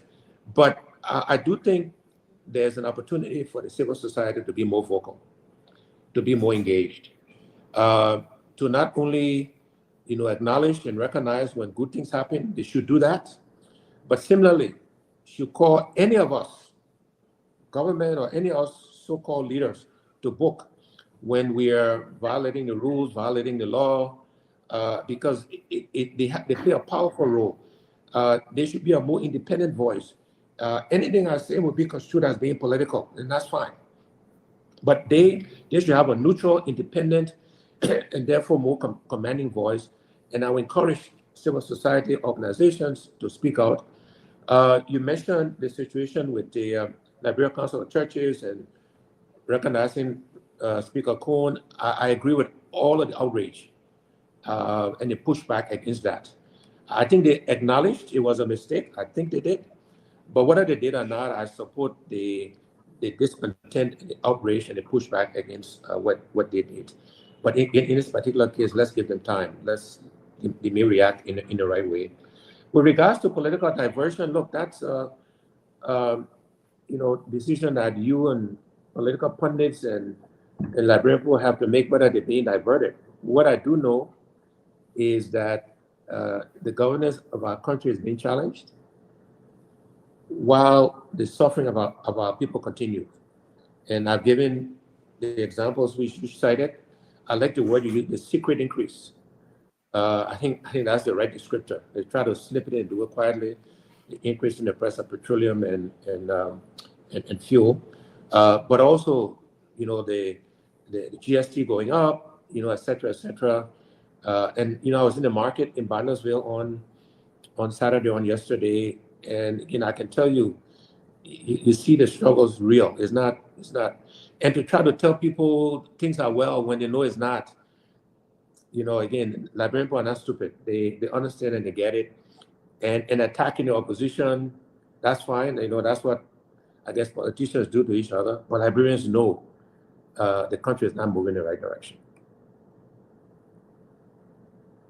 Okay, AB wants to ask, then maybe we'll ask 2 more questions. Then Mr. Cummings will let you to have a rest. AB? Yeah, and so Mr. Cummings and I agreed to join us.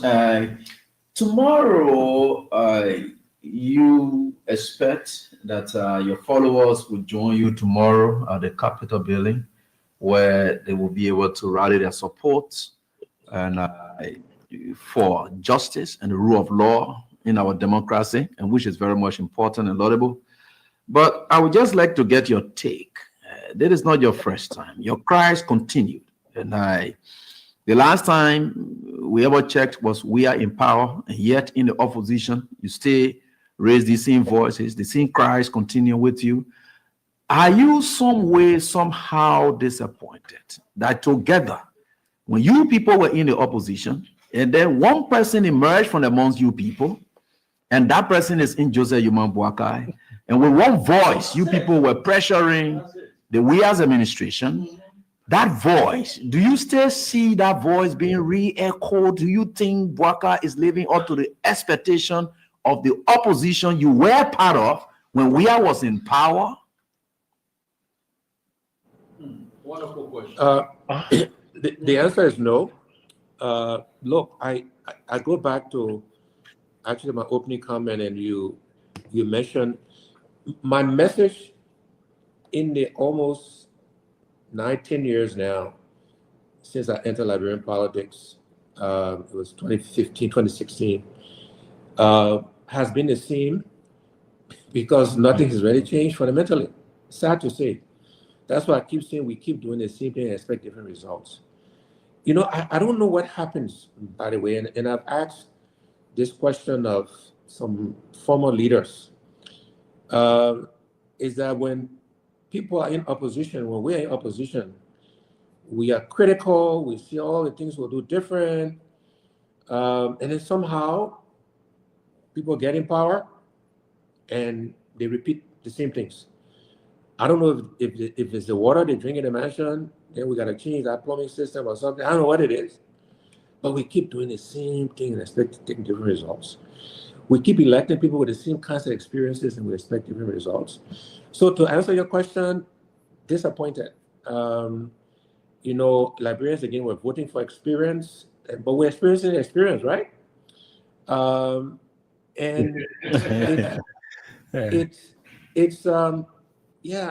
it's disappointing.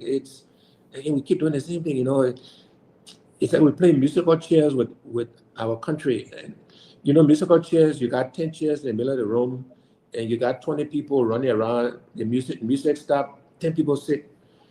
And those 10 do the same thing. Then elections start again. That means the music starting. We all run around the chair.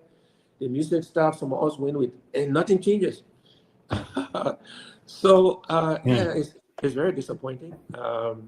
And for the sake of the country, look, I've said this consistently, publicly from day one. Anybody who leads this country, we should wish them success. We should wish them well. Because if they're successful, that means all of us are better off. And if it makes it harder to replace them, that's not a bad thing, because we're pushing the country up.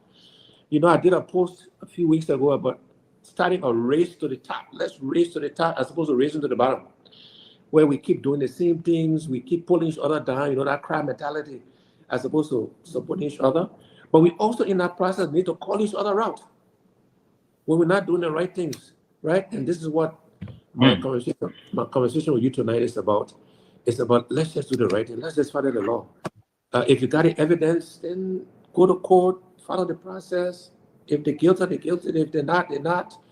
But to try to embarrass them, that old trick, let's take them Friday. We know the courts will be closed, so we can put them in jail and embarrass them. What nonsense. Unnecessary, right? And then you let one person go because they're your partisan. So then you apply double standard to that. What are we doing? 177 will be 178 this year, right, gentlemen? Mhm. Am I wrong? And shame Go on ahead. us. Shame on us.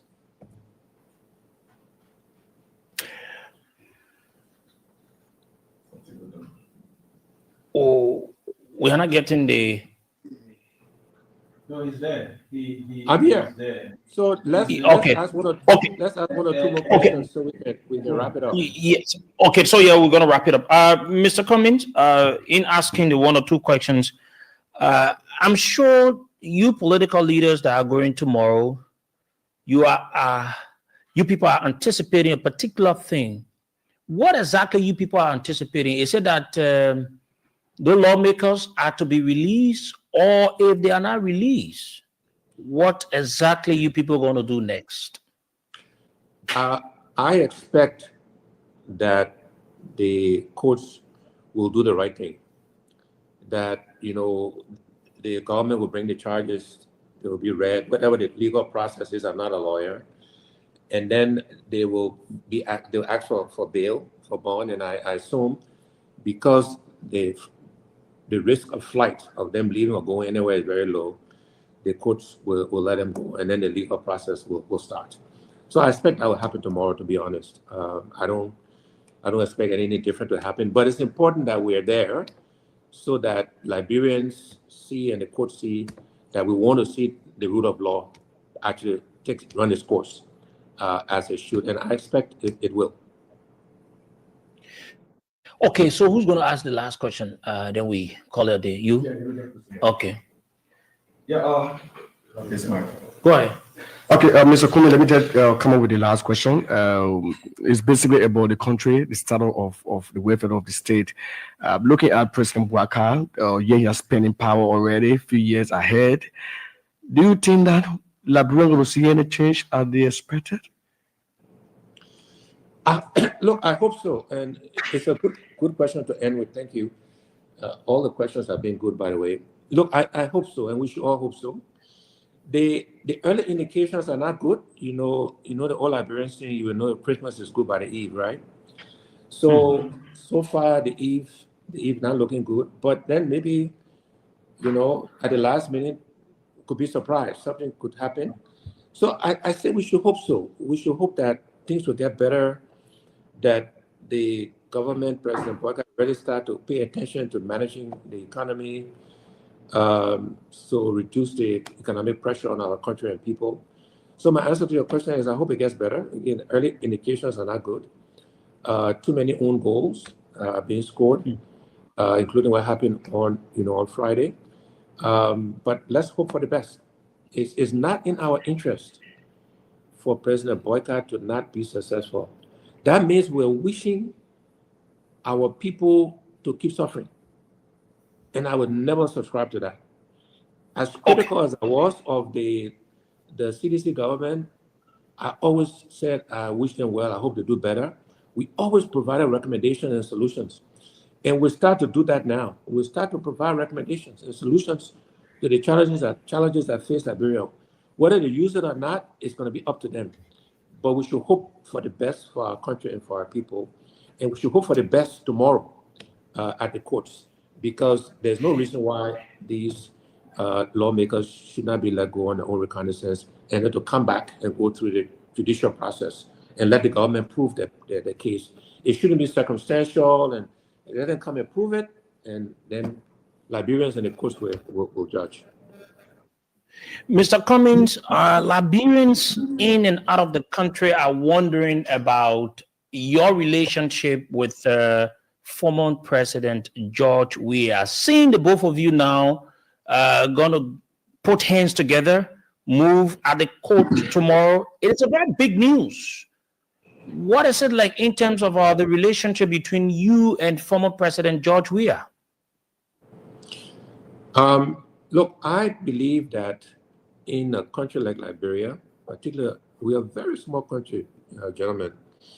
I'm sorry, no ladies on your panel, but we are a very small country, 5 million people, thereabouts. Everybody knows somebody who knows somebody who knows somebody. So we're very connected, even though we create all of these differences and separations, etc. The point is, as leaders, we should know each other. And we should disagree based on policies, on philosophies, on behaviors, but it should not be personal. Just like I had a relationship, and I still do. I mean, I know the current president, President Boykai. We haven't spoken substantially since he became president, but that's okay. I mean, that's his choice. He's still our president. I know him. I had a relationship with him. Similarly, former President Weah. I know him. We have a relationship, and that's appropriate. We'll agree on some things. We'll disagree on other things, and that's also okay. By the way, so people shouldn't overread into it. I met the president last week. We had a good conversation. We had a meal together. We agree. We will keep meeting and talking, and that's how it should be. So again, let's not overthink it. And I just believe that as leaders, we should know each other and keep the doors of communication open, because sometimes our people get in the way, and it's good to have that direct contact with all the leaders of the country. Thank you very much, Mr. Alexander Benedict Cummings, for joining us tonight on the show. Is there anything that we didn't talk to you about you want to say to your supporters before we let you go? No, we covered a broad array of issues, but focused on the current situation in the country. And again, I encourage all Liberians, including my supporters, but all Liberians, to peacefully show up tomorrow, to let the judiciary, to let the government know that we believe in the rule of law and we expect them to follow the rule of law. But thank you for the conversation, and I assume Mr. Cummings, where exactly you guys going to be converging tomorrow? Where exactly you guys will be converging tomorrow? Is it at the court grounds or somewhere else before you get on the grounds of the court?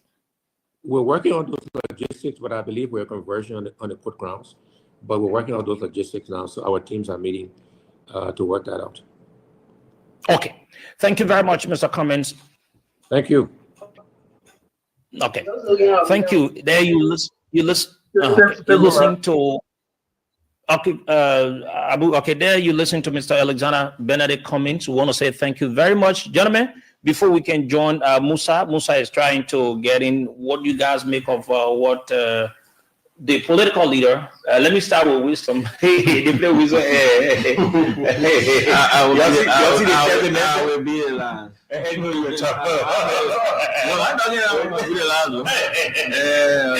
I'm mistaking it. Put my microphone on.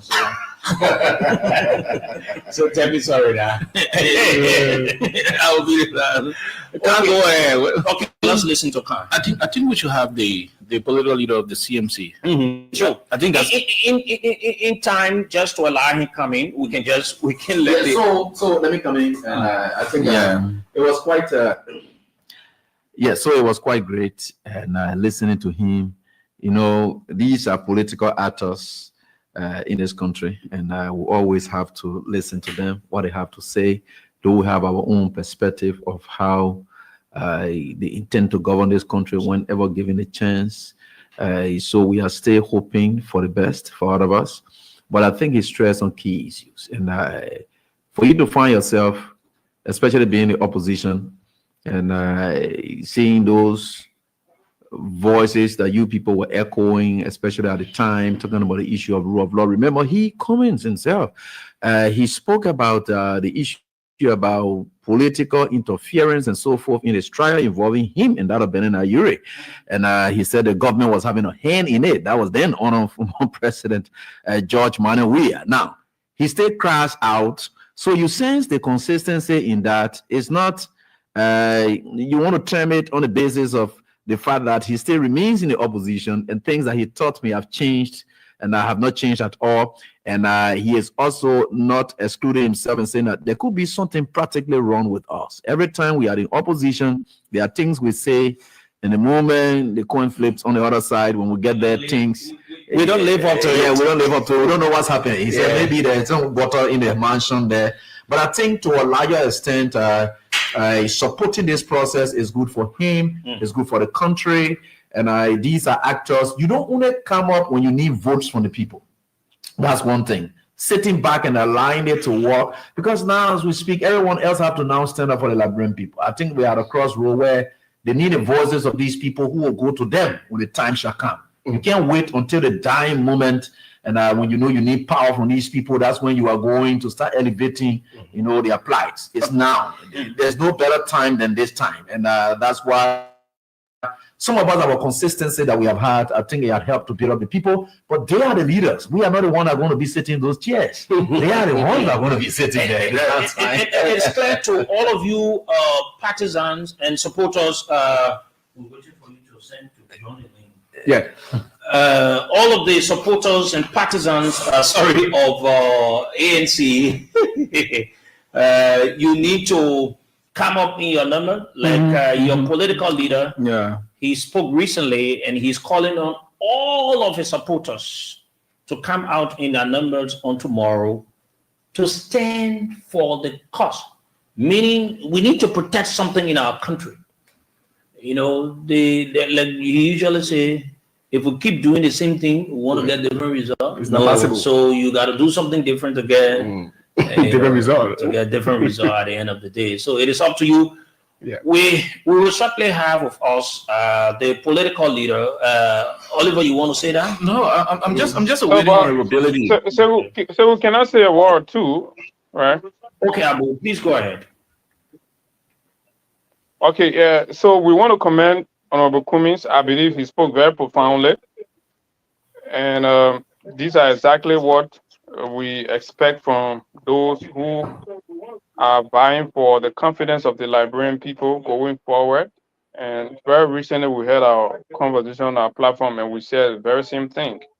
We are the political pundits or the political commentators. We will commentate the happenings, right?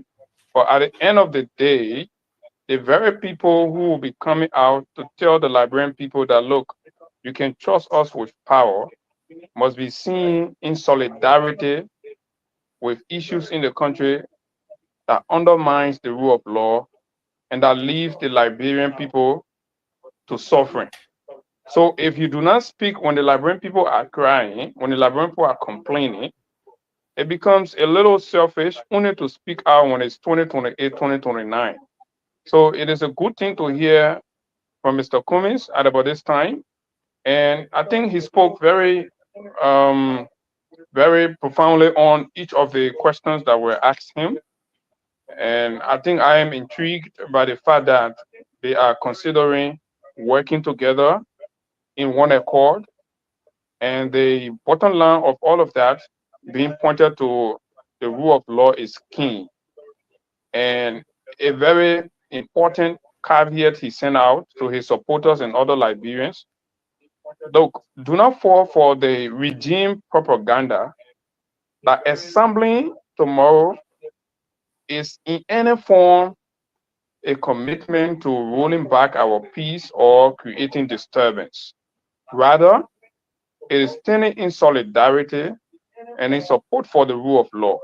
So that must not be misconstrued or misinterpreted by regime elements to mean that Cummings and all the other political leaders are coming to support war in the country, or they won't bring war, or they won't do this. No, because this is basically the narrative and the spin that the government folks are putting on, like Mo Ali and others, right? So it was a good conversation. I have one last question for him. I hope we'll meet another time, and then we can talk about that. But I think it has been relatively a wonderful conversation with LS Cummings.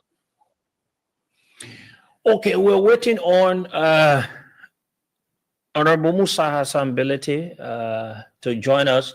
So we have list of guests here tonight. We will be interviewing the former president of the Republic of Liberia and also the political leader of the Congress of Democratic Change, His Excellency George Weah. He will be our guest here, one of our guests. And also we'll talk to the political leader of the National Patriotic Party. How many of you, when you hear NPP, what comes to your mind? Okay, let me start. Yeah. You know, whenever I hear about NPP, the first person that comes to my mind is the former President Charles Taylor. What about you, Wisdom? Yeah. Who else? Well, it's not Taylor. Okay. What about you?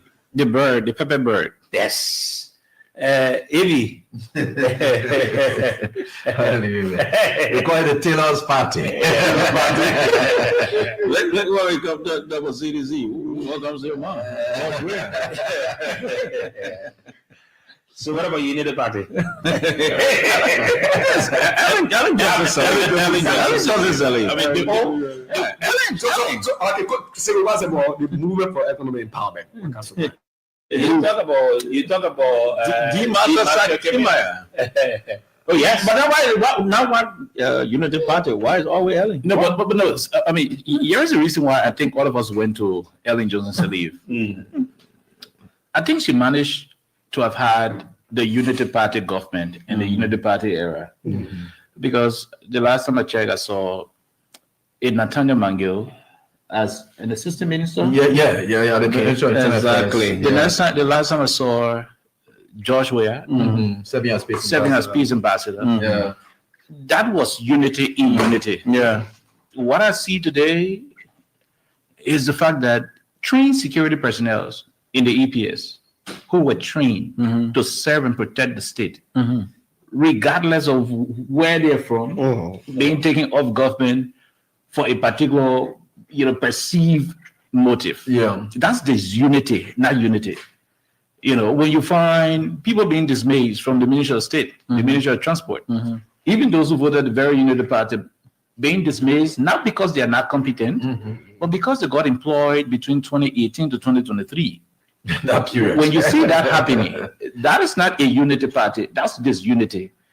And that's what Cummings just said. Too many own goals have been scored. And that's why we will always link the Unity Party to the video goals. We will link the Unity Party to President Johnson Sirleaf, because what is happening right now is not Unity Party, it is this Unity Party. Okay, as we await Musa, let's go to Senator Nathaniel Mangill and have a word with him, because we have lots of guests that we will need to talk to tonight. He's the head of the CDC Legislative Caucus. He's the head of the CDC Legislative Caucus, and someone that is making a lot of strides at the Liberian Senate for good governance and some other issues in the country. Senator Mangill, thank you for joining us tonight on the show. It is on now. Okay. So you want us to? That's you with Senator Mangill. Thank you very much. It's a pleasure being with you guys.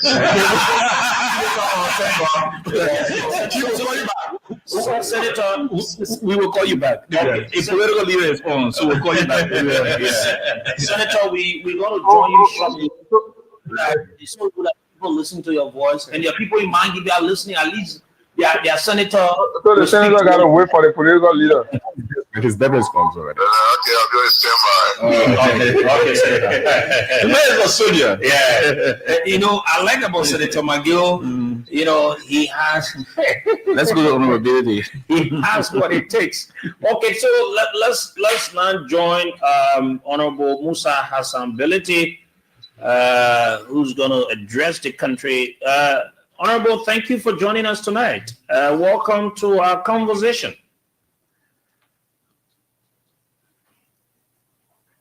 Good evening, Honorable Bility.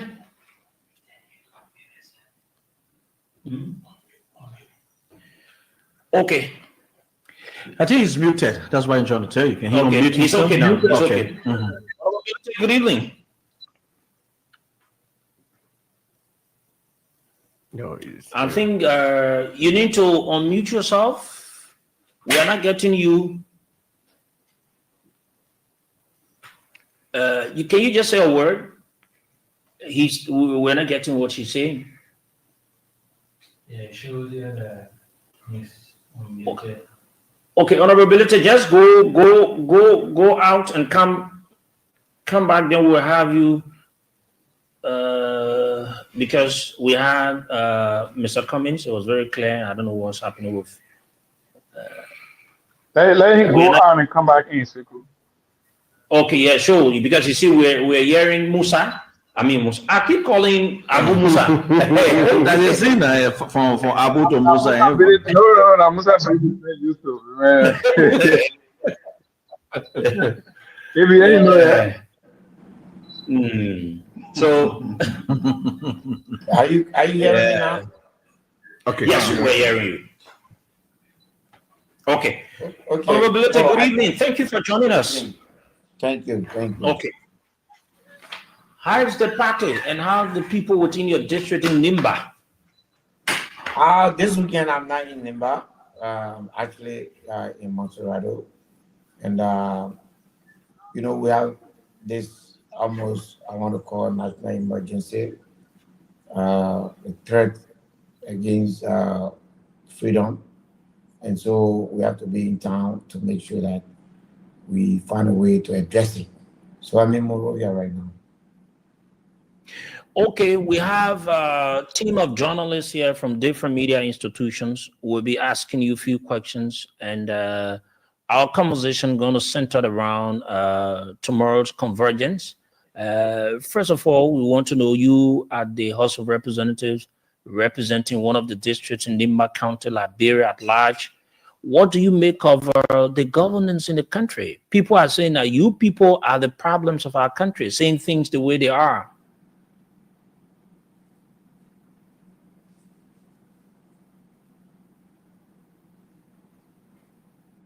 Go ahead, Musa. We'll just ask you a question. Look, it's been coming. Unity Party has organized a systematic breakdown of governance in our country. They started it with the legislature, and they did not have any regard for any law, and they bullied the speaker out of office. They almost broke down our government. I mean, they broke it down. The legislature is gone. Absolutely nothing that is happening here right now will be brought before the chamber of any of the houses. That tells you where we are as a country. And the judiciary is hanging in there. With the going of the Chief Justice, we don't know what is going to happen. The president will have the chance to probably appoint 2 judges. Because if he picks a judge in the current bench, then it means he has to appoint a new one. We don't know where we're going. So we're not surprised. It was planned. It's being executed. My disappointment, as I've always said, is in the opposition. We raised this alarm ever since. Today, what we are doing now is what we should have done in the Capitol building. We should have, that's a political theater. We should have stood our ground. We should have ensured that, the will of the Liberian people is not thwarted. Howbeit, where we are, the CMC position is very clear. We are not questioning the authority of the police to charge or to take anyone to court. We are questioning the manner in which it's being done. We are questioning the fact that after 5 months of investigation, you will call someone to come to you by 9, 10 o'clock, and you will say nothing to them, and at 5 o'clock, you will say it's late, and then you will lock them up. That's abuse of power. Those people should have been sent to court on Friday, and they should have been given the chance to file in their bond. Because if you have a case against them, it's not in these technicalities. It's in the court where you will adduce evidence, and then they will go through the system. The other thing is, we're hearing that the government intends to increase the amount of money for the bond. They cannot do that in this case.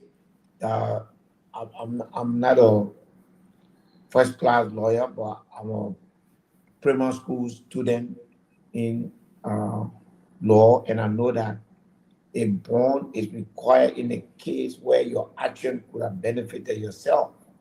And in this case, when you burn a house, absolutely that doesn't financially benefit you. So if you are charged for burning a house, You cannot be giving a bond that is unreasonable. The court should not do that. And we're going to protest that. We don't agree on that. So we're just pushing for the rule of law. This is not a call to say that the police cannot investigate. This is not a call to say that the police does not have the right to do it. This is a call to say the power that the law has given the police and the Ministry of Justice should not be abused. It should be properly used in the right of the individuals in concern. There are some other legalities that the lawyers will go through, including whether or not you can arrest a lawmaker while he's in session. That is for the lawyers to look at. Hopefully, we'll see what comes out. Okay. It's good to have you, Honorable Bility. This is Winston Bladden. Let me ask you the question, sir. From what happened at the Capitol building up to the burning, the arrest for your colleagues being barred, I remember as a legislative reporter interviewing you, you said you were never going to allow the rule of law to be thwarted. You were standing with the rule of law. But to summarize everything, they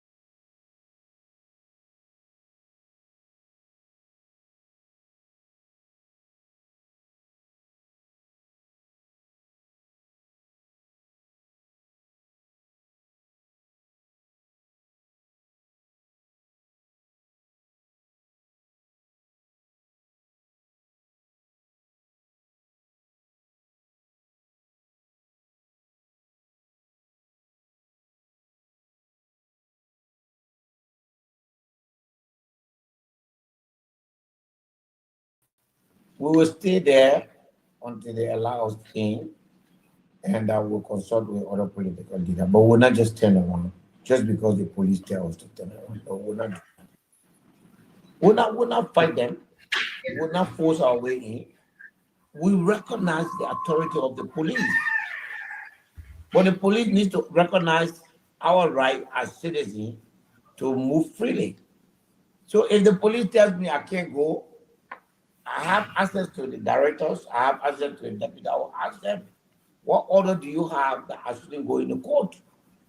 And if they say they don't have order, they just feel like doing so, we will consult other political leaders will be there. You've heard them say tonight that they will be there, so other political leaders will be there. And then we'll do that.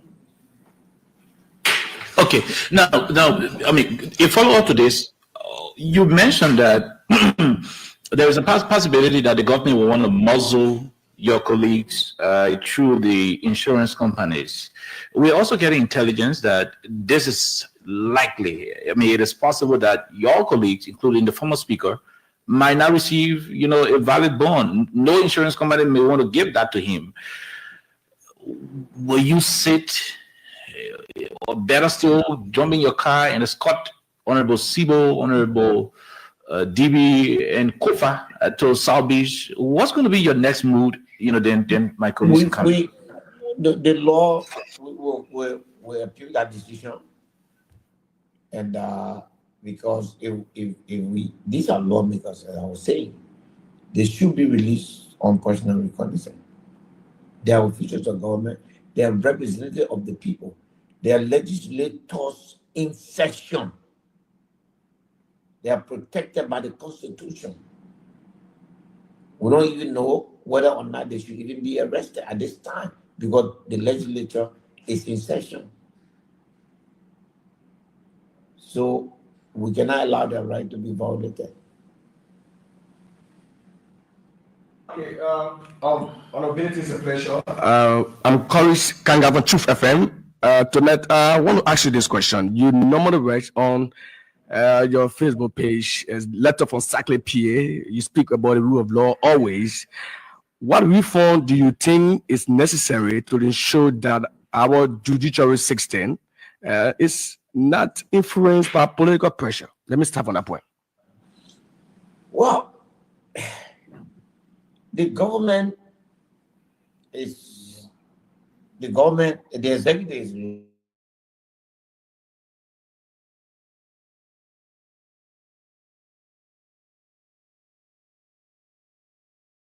the Constitution.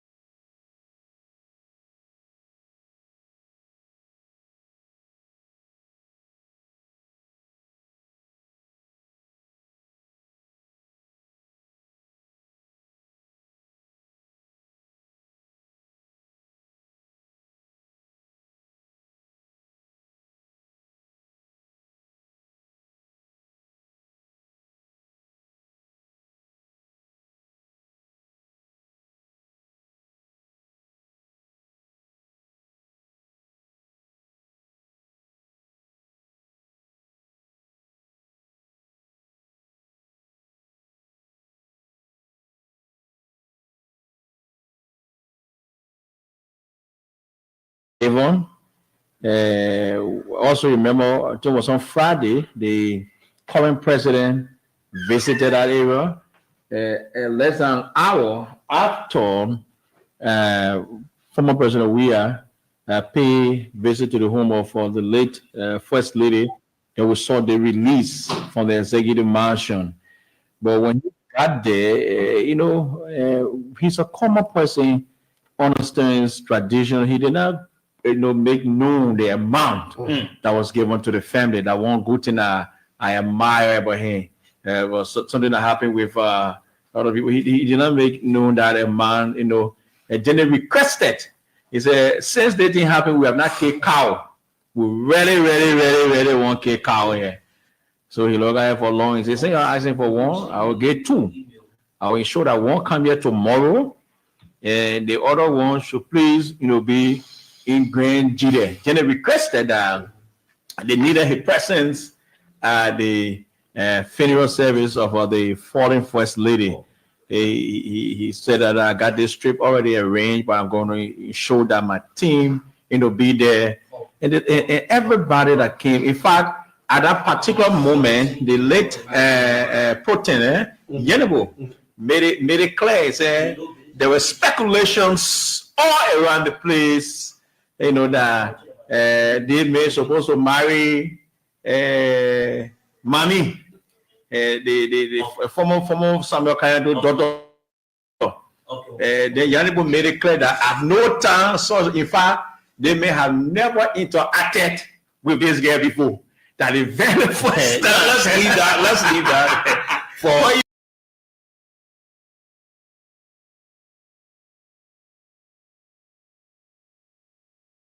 are trying to get out there, so we don't want their supporters. I think somebody is on. Yes, we don't want their supporters to go out of the message they're sending to them. So Cummings already saying he'll be there tomorrow. Yes, Cummings said he's going to be there tomorrow. The entire ANC, members are going to be there. You have CMC. They have their own number of supporters. You mentioned that I'm working on modalities right now. They're working behind the scene to push. So you have lots of people that are going to be there tomorrow. And someone is texting me way from Lofa County. They said they're waiting to hear the former president of the country. That's what everybody I say. A lot of persons are listening. Someone said the entire country has been locked down as they are waiting to hear all the political leaders, particularly so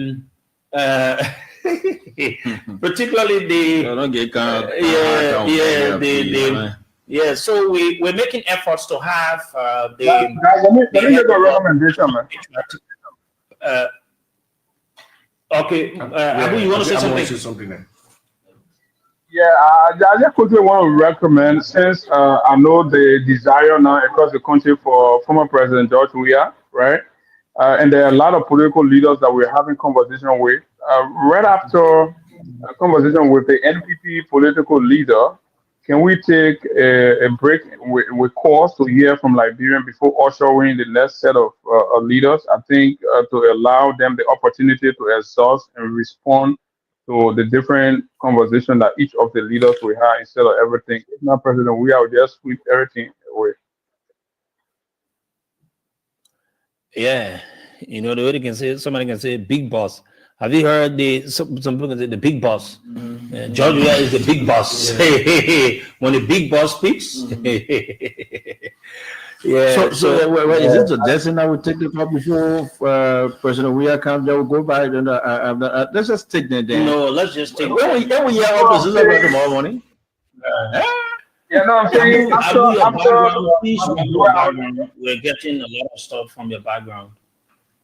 Or that you didn't party people pull you to where you are. One hearing you, sorry, one Prince Sherry is informing me now that the show is being relayed on 5 platforms in the United States of America. Yeah, we want to say thank you to all of you. This is it. And the political leader and the former president will speak shortly to the country.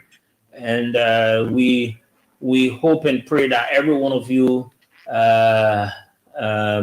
will be on to listen. we're making efforts here to have the political leader of the National Patriotic Party so that we can have her own position. Is she in support of it? Is she going to be there tomorrow? What is the message she has for her supporters for tomorrow, gathering? So just be aware of this. If you're just joining us, you're listening to a special conversation here on Voice of Liberia, 104.1 in Monrovia, 89.7 in Mangibi, 90.7 in Banga, Bon County, 96.7 in Lofa, 95.7 in Grand Bassa, with the list of other frequencies across the country. We're also being relayed on Kings FM 88.5, Bana FM 98.5, Truth FM 96.1, Freedom FM 87.9. And other radio stations are relaying. As we get their names, we announce them. We want to say thank you. My name is Sekou, and indeed I'm Sekou Sharif. We have KOK, we have Winston Blythe, we have Abraham Gosson Will. Abraham doesn't sit in class. So, then we have our brother Kanga. So I think it is one or two together. Yes, Kanga to have it. Someone can just come in. All right. So as we speak, sorry for my man Kine. The little boy is really running behind the old folks. The old man. The final that has been played. Protocol 2. Maybe supposed to be Is he shut up? Just to go back from what happened today with the former president at the list, former press lady, Madam Doe, house or resident. Okay, thank you. I think it was Abu. Just to announce, Abu, let me hold you there. We have currently with us the political leader of the National Patriotic Party, the former first lady, former vice president, someone that she comes with lots in terms of governance idea in the country. We want to say good evening to you, our man. Thank you for joining us, Joa Howard Taylor.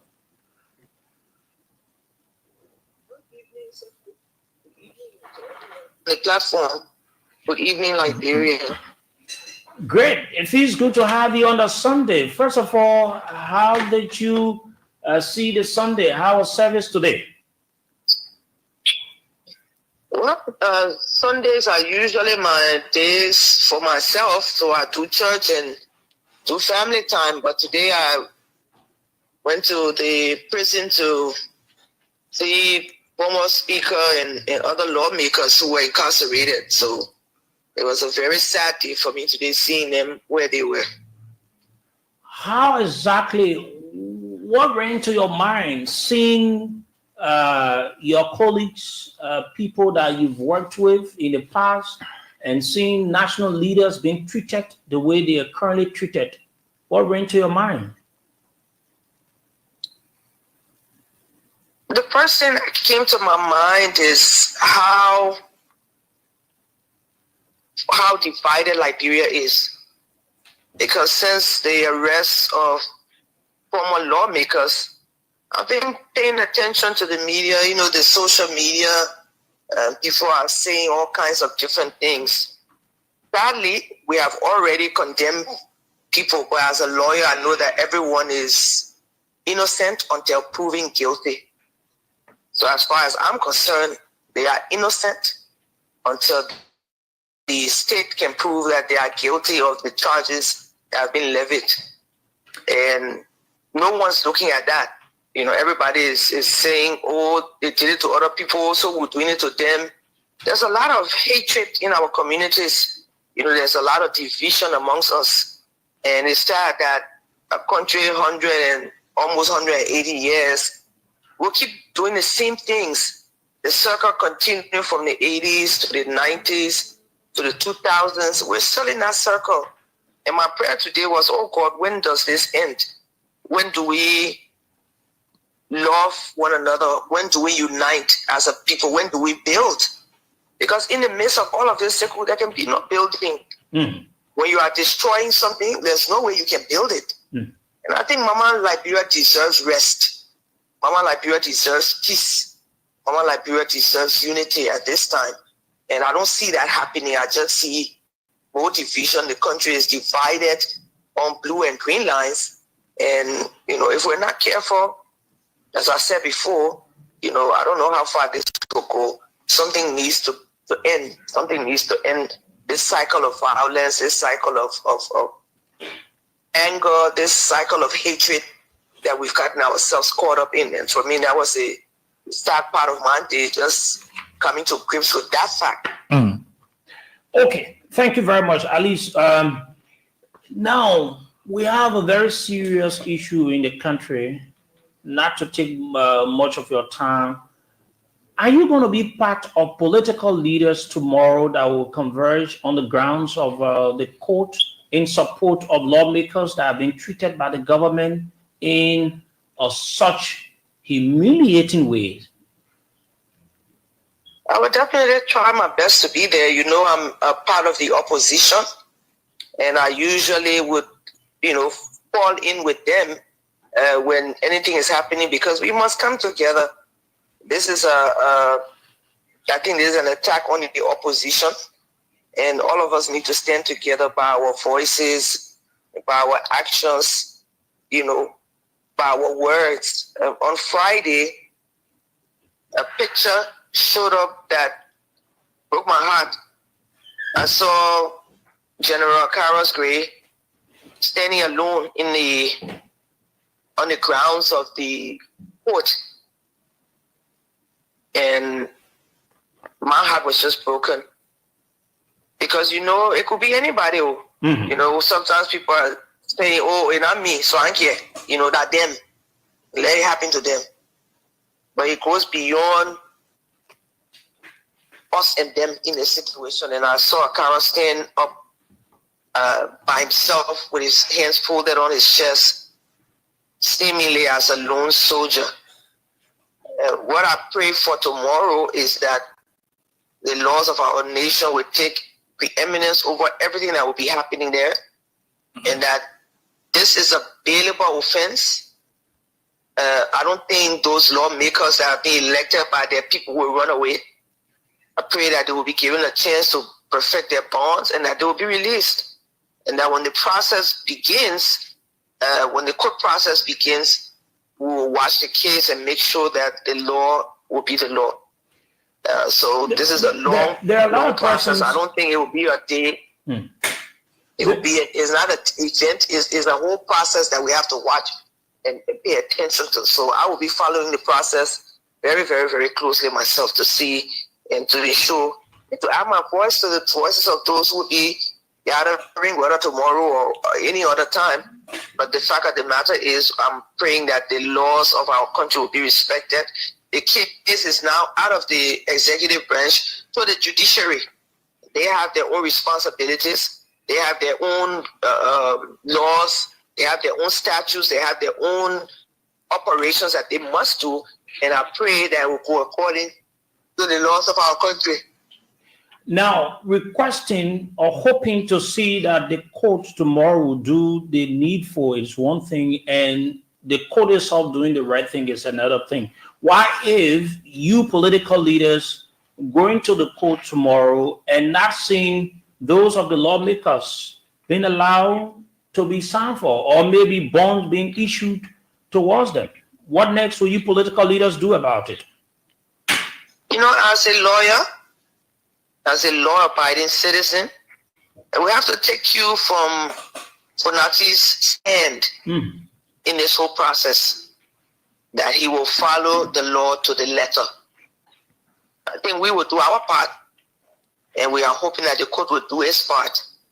As an officer of the court, as a lawyer accredited to the Supreme Court Bar, I believe with all of my heart that the right things will be done tomorrow as per the law. And that is my hope. Can you speak so I don't want to get into the fact of saying if it doesn't happen, what will we do? The fact of the matter is we expect that the judiciary will uphold the laws of our country to sanctify our peace, to sanctify our being. The very existence of all of us lie on the basis of justice and fairness and the rule of law. So I look forward to that playing out tomorrow as it should be. Your supporters are listening to you across the country and the world at large. What have you to say to them in terms of encouraging them tomorrow to form part of this all-important peaceful gathering in support of lawmakers?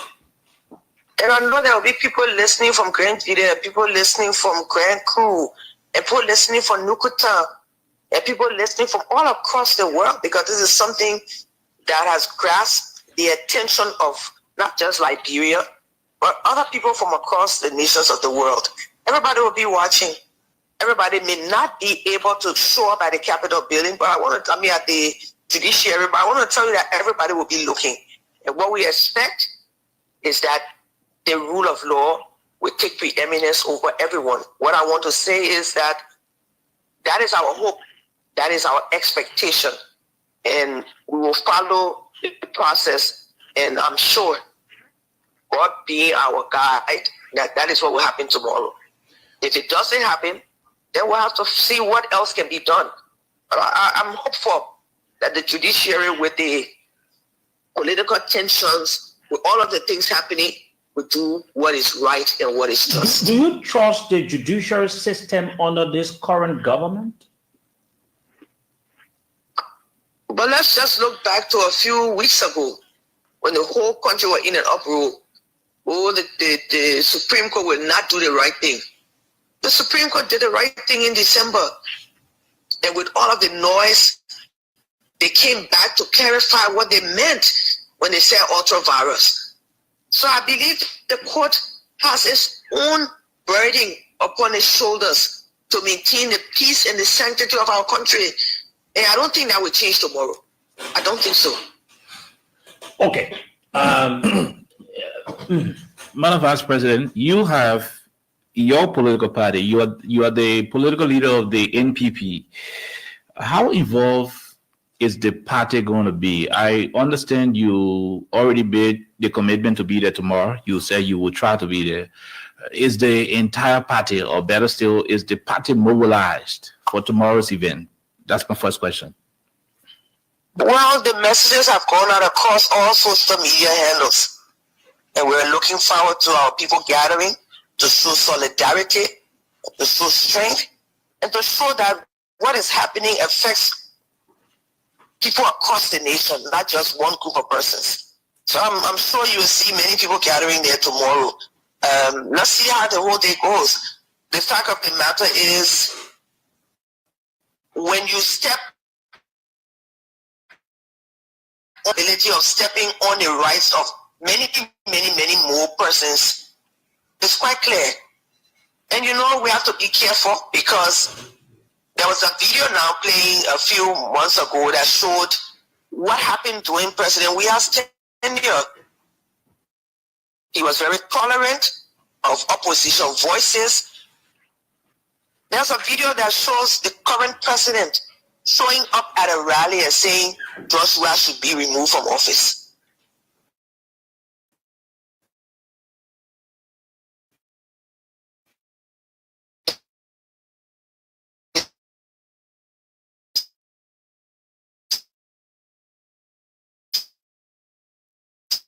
Security would never remove.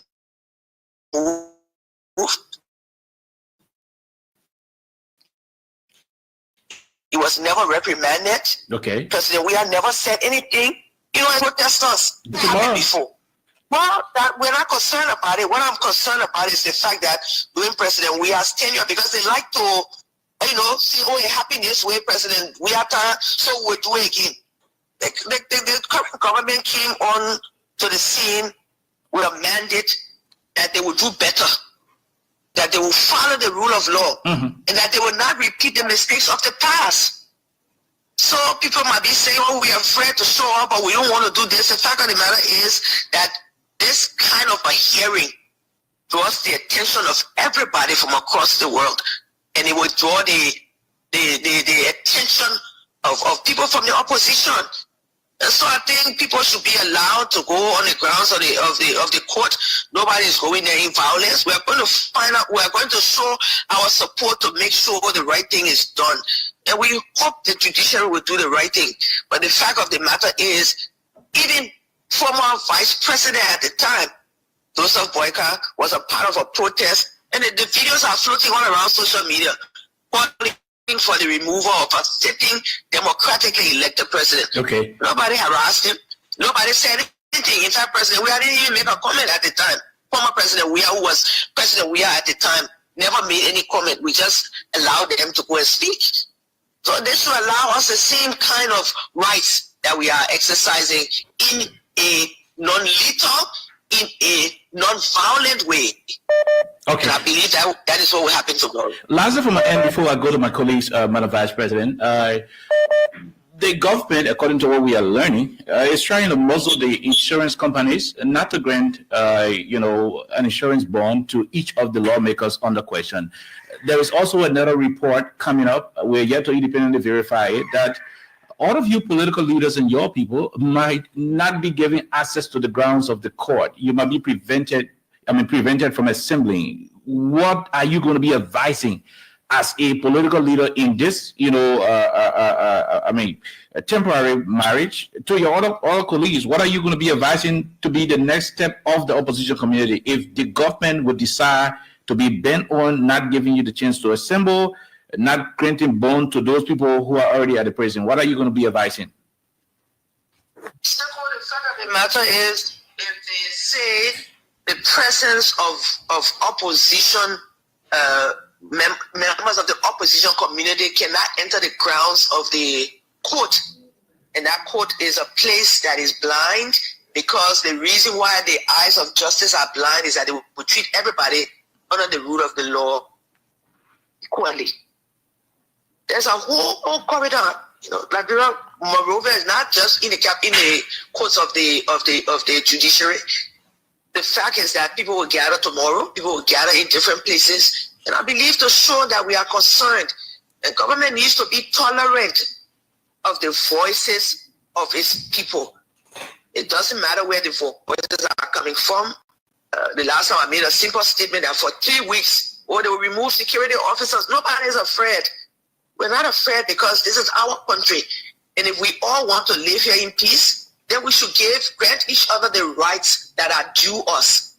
So if I drive up to the judiciary tomorrow in my vehicle in a non-violent way and say I would like to sit in the court hearings, I don't think they can deny me that. I don't think so. And we're looking forward to a day tomorrow in a non-violent way that we can gather and that we can watch the process and we can see our people released on bond, because this is a bailable offense. If you say the courts, the executive members of the executive branch are trying to muzzle the insurance companies, then the insurance companies need to close down. The fact of the matter is, this is a bailable offense, and people who apply for insurance to be out on bail should not be denied. Again, what's creeping into our society are things that happened in the past that cause us to go into all kinds of things. When you talk and they say, oh, she's calling for war. I'm not calling for war. I'm not a warmonger. What I'm calling for is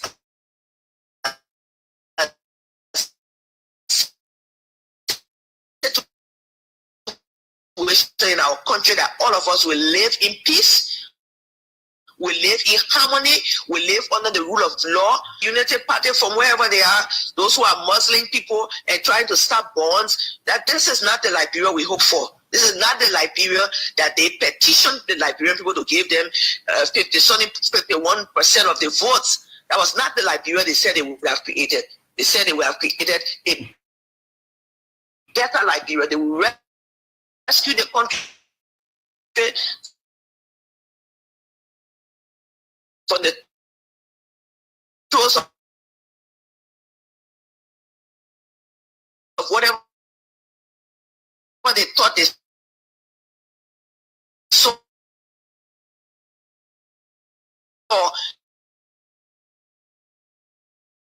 and it will bring us out into a new day.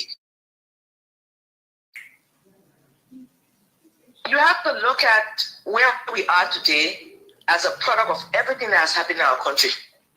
From the way we were founded, from the exclusion of large portions of our population from the mainstream for many years, to the point where leaders were killed on the beaches behind the barracks, to the place where, and before that, T2 and them were killed. There's been a whole slew of things happening that brought us to 1989, that created a situation that our country experienced so many years of war. This is our 22nd year of peace for coexistence since the crisis. And leaders have come on the scene and they have managed the situation.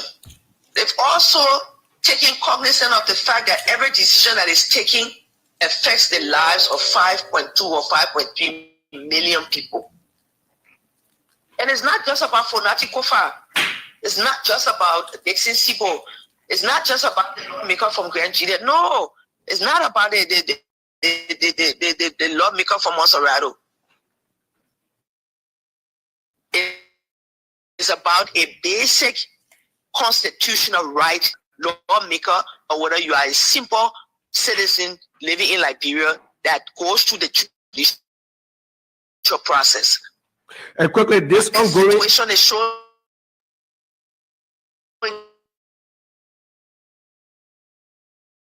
And I hope, and I hope that tomorrow, what people are expecting doesn't happen. I hope the government will be made enough to allow time, and that is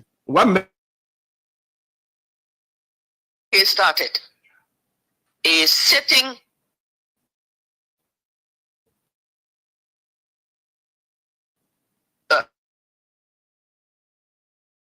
speaker was harassed illegally.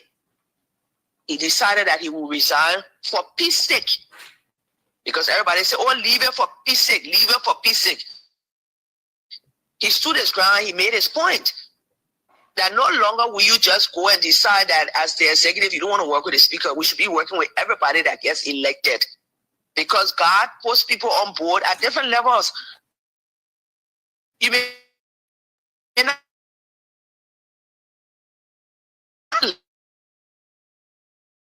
like me, but you have to respect my views that the bonds will be provided and that those people is that this country belongs to all of us. If there are issues, the Constitution gives us the right to gather, to talk about it, so that that we are thinking right them. Nobody was killed, nobody was imprisoned. That is the kind of government we like to see, that when people have an issue, that they can express their protest in a peaceful manner. And I hope that we gather tomorrow peacefully, wherever we'll be allowed to gather, and that we give a signal that we want the rule of law to be scrupulously implemented in this situation, and that our colleagues will be released based on a charge or charges that are bailable, and that they will be released to their families. And we look forward to the beginning of the process of the court, so that if they are guilty, and I don't think they are, they will go to jail. If they are guilty, if they are not guilty, they will be released to go back to their jobs and do what is needed to be done. So I look forward to a peaceful assembly. Thank you so much. Madam Vice President, it's good to have you. My name is Winston Bladin from Banan. What really puts you that today something for your partisan, your supporters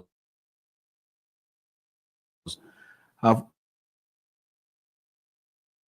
always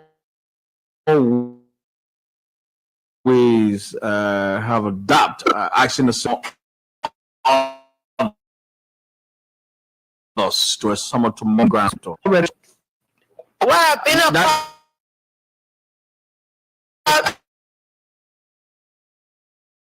a part of this process. My vote is, that's where my voice is, because we are now in a position. So we don't have to be motivated when we see things. We should be able to gather together and have our voices heard. And I think that's what will happen tomorrow. Madam Vice President, what you are saying today, is it agreed upon the executive memo of the MC of the NPP that everybody going to be on tomorrow? We'll see tomorrow. The fact of the matter, we've called all of our partisans, all of those who are members of the opposition community. This is a coalition of the willing. Okay. Hey, I like that. I don't have a whip. I don't have a stick to go and say everybody must come. There's some people who are committed to come. There's some people who feel it may not be necessary because it is not them. So tomorrow you see the coalition of the willing. And I think this is what will determine how we move forward. But there is a coalition of those who are willing to stand up for what is right, and willing to stand up to show that there is something going on in our so though I don't think any political leader is forcing their partisans to come on board. People have to come out of the willingness of their hearts in a peaceful manner. Thank you so much. Okay, so we want to say thank you to you, Madam Political Leader of the National Patriotic Party. Is there anything that we didn't talk to you about you want to say as we leave you? All I want to say is that this is the only country we have. We must protect it for our children and our children's sake. Let's pray about the issues that are happening across our country. Let's consult about the issues that's happening in our country, because we do want a better Liberia for posterity. I have a 1 year old, 1 year, 8 months grandson. I want his life to be better than what we had in the 80s and in the 90s. I want him to grow up in a Liberia that he can be all that he wants to be, where the law protects his rights. And it is that Liberia that we are fighting for. Thank you very much, Madam Political Leader. We wish you all the best. Hope to see you people out tomorrow. Hope to see you there. Thank you. Thank you very much. She's the political leader of the National Patriotic Party. I want to say thank you very much. You supporters, you people who are listening to your political leaders, and they're saying what they're saying. We're about to go to the political leader of the economic movement for economic empowerment. Move.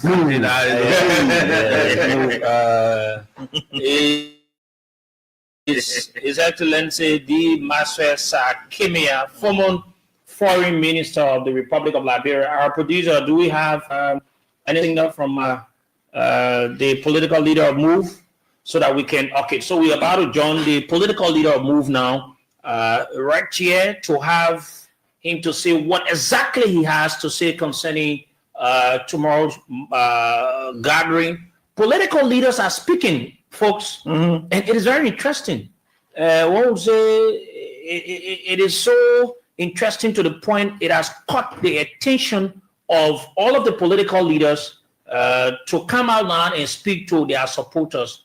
We want to say good evening to you, Honorable D. Maxwell Saah Kemayan. Thank you for joining us tonight. Hope he's getting us, though. He's live. Good evening. Yeah, he's in. Yeah, he's there. Good evening, Honorable D. Maxwell Saah Kemayan. Thank you for joining us tonight. I know how it feels, most especially on a Sunday after the weekend. and you're joining us. How is it with you and your political party? Firstly, let me extend thanks and appreciation to all of you, our esteemed members of the Forward State, who have taken on this initiative as it relates to reaching out to us as political leaders of our respective political institutions concerning pressing national issues. As you are all aware, to be precise, on the 6th of June, upon getting information of the invitation of lawmakers who are currently in custody and the one that was released, we religiously, sorry, we religiously follow. Yes, go ahead. You came in first. We religiously follow the situation at the police station, owing to what was obtaining. The Alternative National Congress, the Congress for Democratic Change, the Movement for Economic Empowerment, and the Citizens Movement for Change, through their respective political leaders, released a statement calling on the government of Liberia to uphold the principles of justice and democracy by ensuring that those who they had and still have within their custody are accorded due process. But from all that has been obtaining, the situation is disturbing. It is disturbing because it is, as we indicated in our statement, it is reminiscent of the darker days we had in our country, days that none of us who signed on that statement, and even other meaning Liberians, wish to return to. No more do we want to return to such darker days where people were arbitrarily arrested and without being accorded due process, locked up in prison. So we don't want a repeat. And we urged the government in that statement to see reason to unconditionally release the former Speaker of the House of Representatives, Honorable J. Funati Kofa, Representatives Abu Kamara, Jacob Dabi II, and Dixon W. Sibo. And we reminded the government that our unreserved commitment as political institutions and leaders to ensuring the continuity of peace, stability, and development in our country in no way suggests weakness or any semblance of weakness on the part of us as political leaders or Liberians in general. And the government, as we indicated, and a position we stay maintain, has the greatest responsibility to act in ways that will project peace and stability in our country, adherence to the rule of law. Liberia is not a country of men. Liberia is a country of laws. We have constitutions. We know very much what failure to adhere to constitutional order led us to in the past. And no more do we want to return to such a past. How in this world do you invite citizens? Forget that they are lawmakers. Even if they were not lawmakers, even if they were not lawmakers, even if it had not been the former speaker, Kofa and the rest, if it had been any other ordinary citizen, you cannot invite people to the Liberian National Police and keep them there from as early as 10 o'clock in the morning without going through any tangible related investigative proceedings, and only to wait for courts to close. And upon closure of courts or normal businesses, you then tell them they cannot go home. That is an abduction in a way. You cannot do that.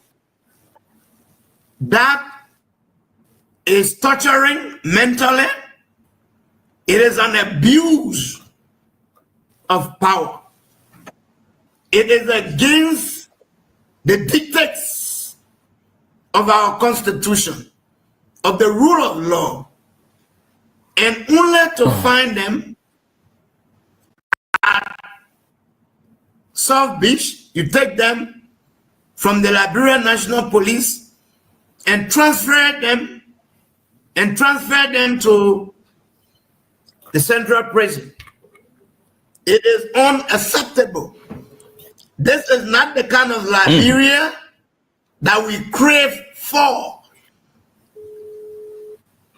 The government of Liberia is supposed to be in the lead as it relates to setting the pace for adherence to the rule of law. The government cannot be the one breaking the laws, holding people against their will. All of those lawmakers who are in prison now are political prisoners. Don't get me wrong. The movement for economic empowerment move under our watch, as its political leader and standard bearer, just as the other political parties that we all joined and released the statement, in no way condone lawlessness. We respect the rule of law. We respect the rule of law as part of the tenets of democracy. But what we want to see is a display. Okay, Honorable Kemayan, let me come in. Let me just learn 1 minute. You come. What we want to see is a demonstration, is a display of impartial investigation, political motivated investigation, as this is being the case from all indications.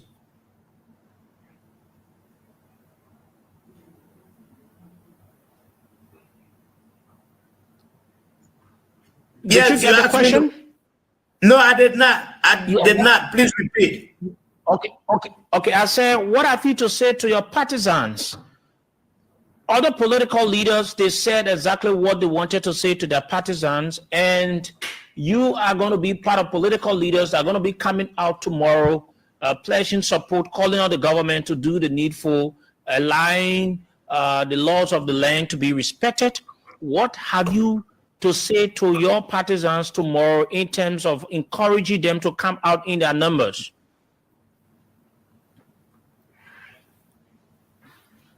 You know,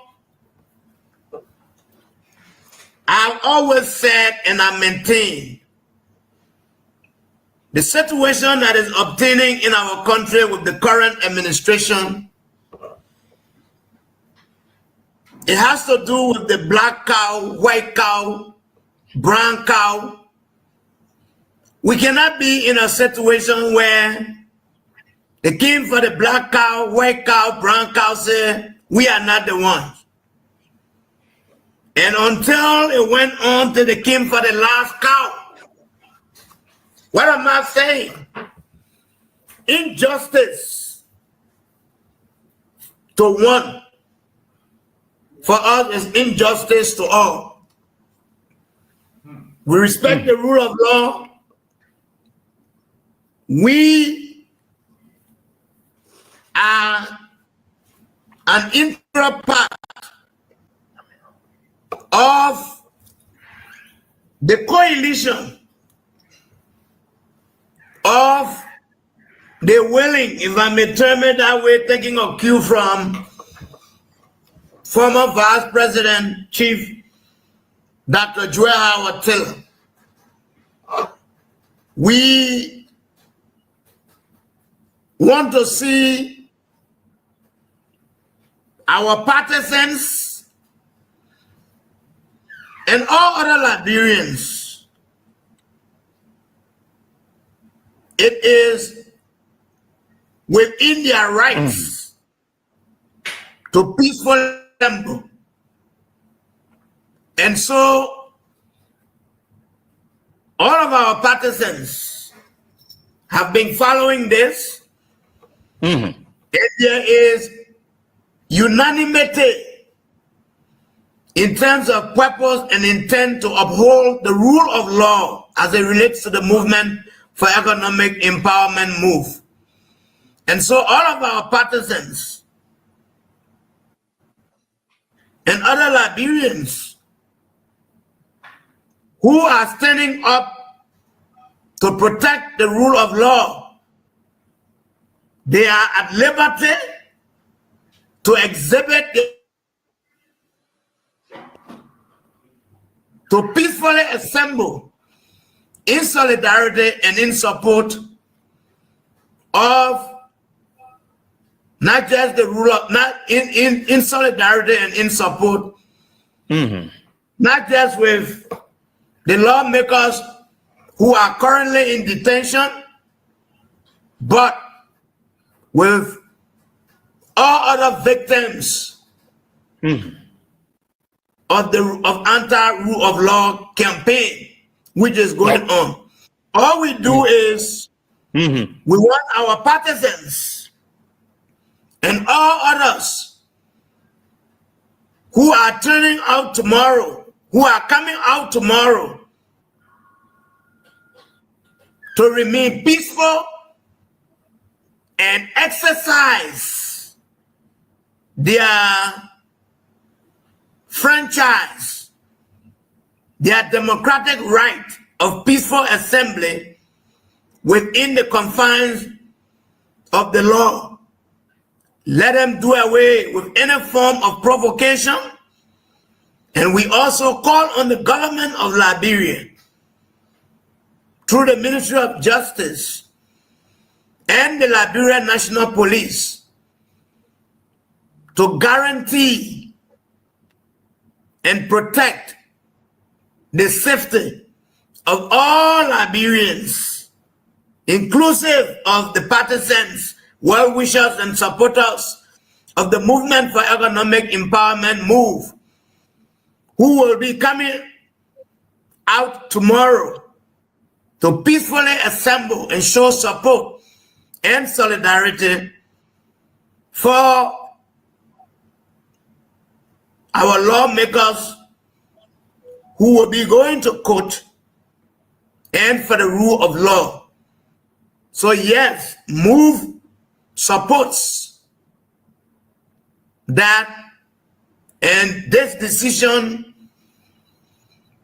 is a unanimous decision from the Movement for Economic Empowerment under my watch as its political leader and standard bearer. But as always, we want our partisans and all others who will be coming out tomorrow to exercise that right of peaceful assembly in consideration of the rule of law and avoid any form of provocation to law enforcement authorities.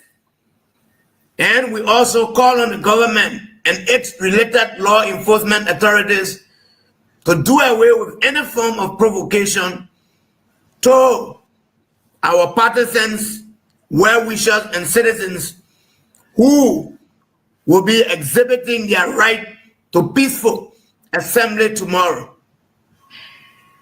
Okay. Thank you. Except that we will want to ask you if in 1 second, 2-3 seconds, if there is nothing else, to say. Well, today I was fortunate to be a part of President Weah's delegation to visit our lawmakers who are in prison. And I want to be grateful to His Excellency Dr. George Weah and the authorities that made it possible for that visit. I see that visit as an honor, and I am happy that Honorable J. Funati Kofa, Honorable Jacob Debbie II, Honorable Dixon W. Sibo, and Honorable Abu Kamara, despite the humiliating attempts or situation, the humiliating situation, devastating conditions being subjected to based on politics by the government of Liberia, that I saw them courageous. I saw them in a spirit of upbeat, in a spirit of hope. That it is all part of the political process. That no matter what the case, the government shall not triumph. We saw these kinds of things before, but at the end of the day, justice prevailed. And I am of conviction that the judiciary will do the right thing, and I hope that every aspect of the judiciary system that they are to benefit from, that they will benefit from such without any hindrance.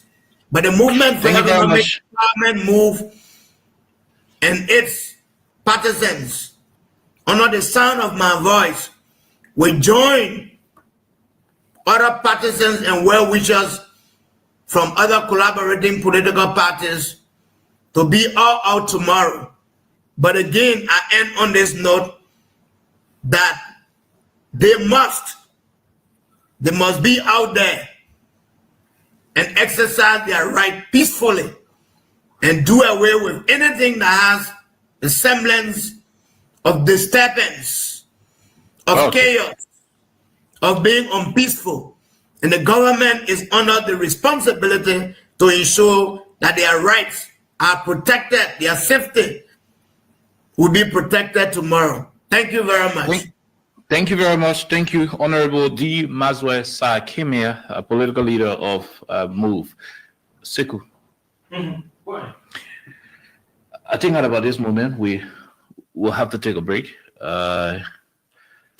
Then we'll be right back. Can we just go because you say... Okay, so if it is available, then we are ringing the Liberians.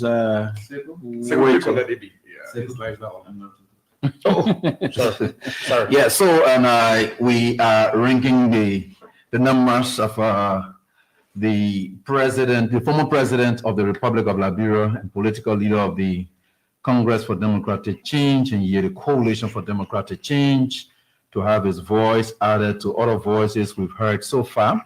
But currently, as we speak, he's in a strategic meeting and with his party officials making some final plans. So we just thought about our time, as promised to you, audience out there. Let's say that good evening to you, Mr. Former President. Good evening and welcome to the special edition of Political Talk right here on Voice of Liberia.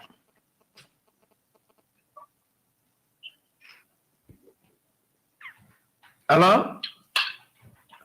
Hello?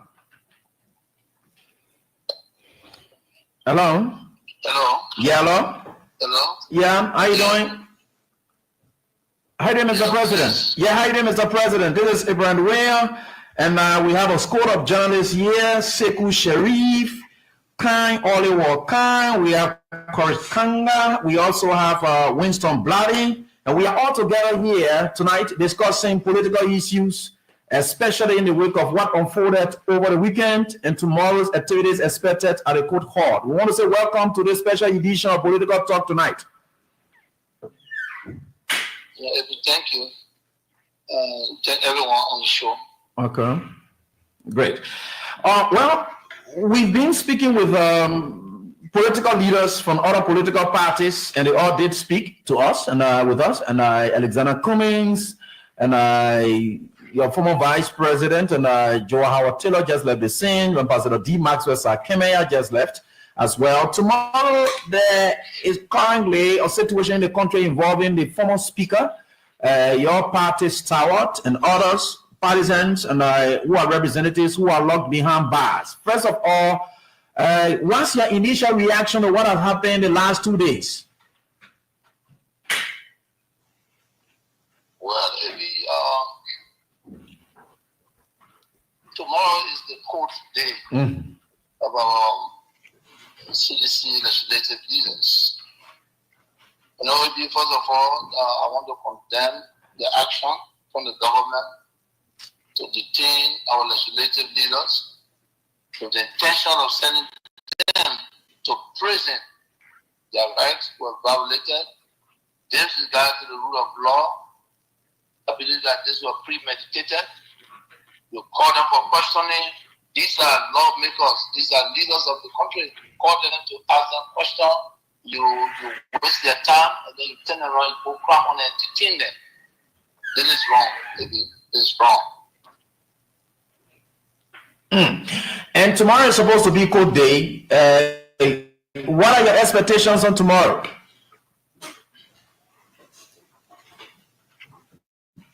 Well, I hope tomorrow we expect that the government will grant our CDC legislative leaders on bail because these charges are bailable. That's what we expect tomorrow. Okay, Khan wants to ask you. Khan wants to ask you.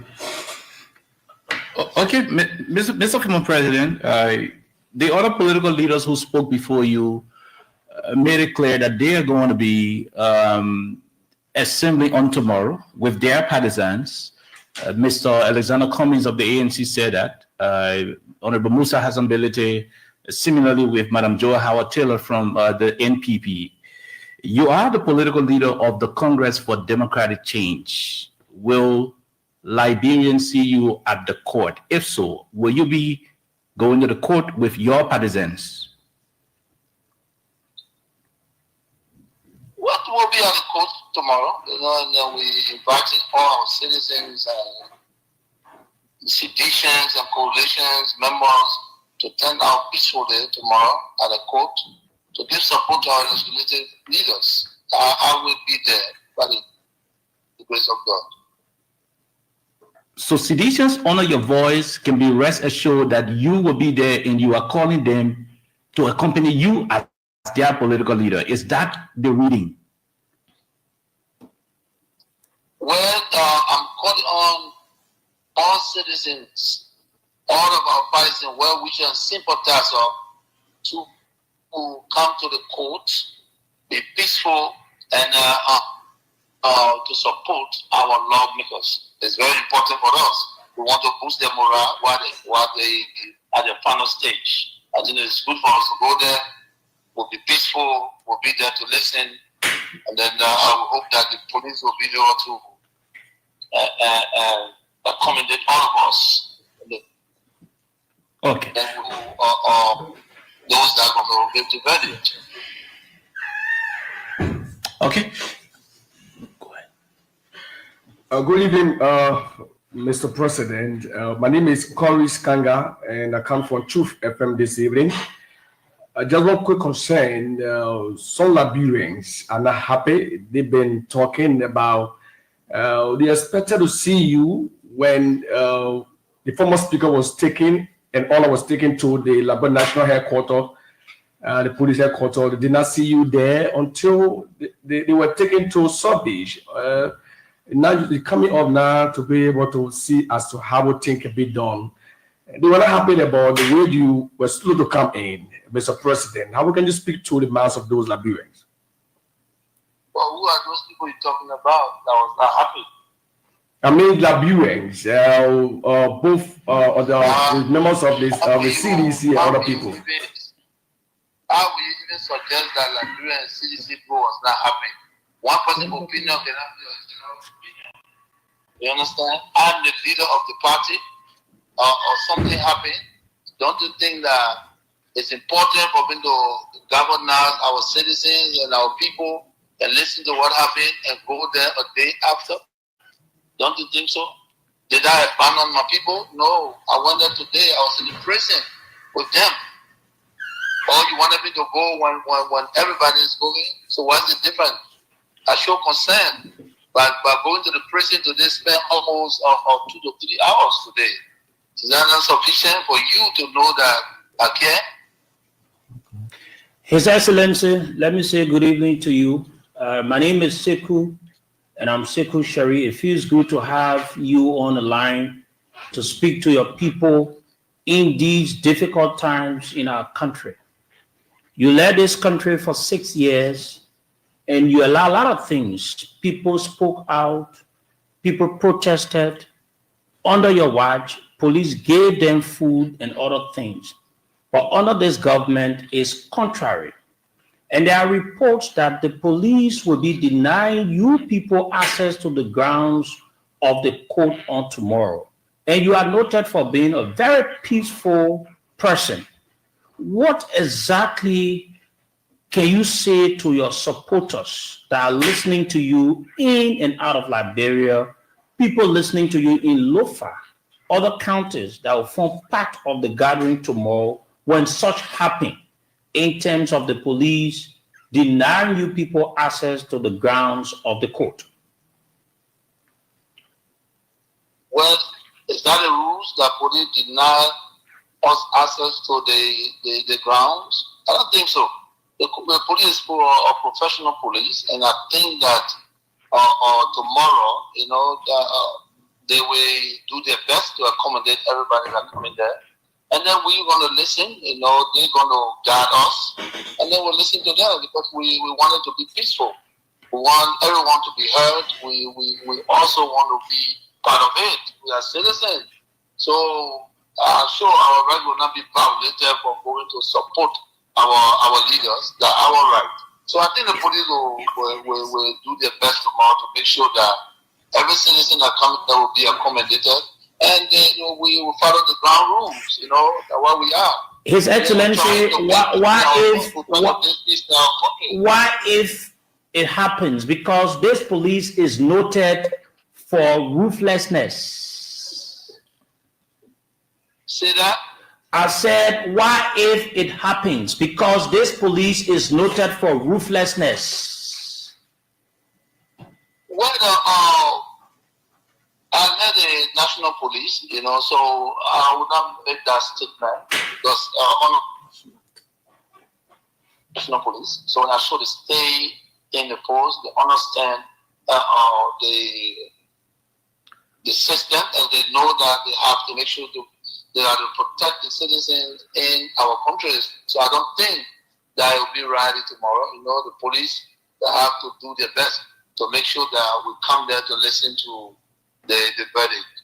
So we don't expect anything less than that. We want to be peaceful. We are citizens of the country. We have rights. The police also have rights. And I don't think the police will organize those activities tomorrow. There will be different leaders on the ground. Okay. There will be different leaders on the ground. There will be international community. There will be former presidents. So the police have a responsibility to make sure that the ground is calm. I'm told you are so engaged tonight, having several other meetings with your partisans, which is very important. Now they're listening to you. Since today we posted that you're going to speak to the country, every one of the people outside of the boundary of seditions. Liberians are listening, wanting to know exactly what you're going to say to them. Can you take us a minute and speak to them and tell them what exactly they will need to do tomorrow? Well, citizens are calm people, and I wanted to be calm tomorrow. I wanted to be respectful to the police and understand the guiding rules in that terrain, in that area. And then the leaders. That what we're going to do tomorrow. If you are aware, today being a tough day for me, I was at the prison today, and then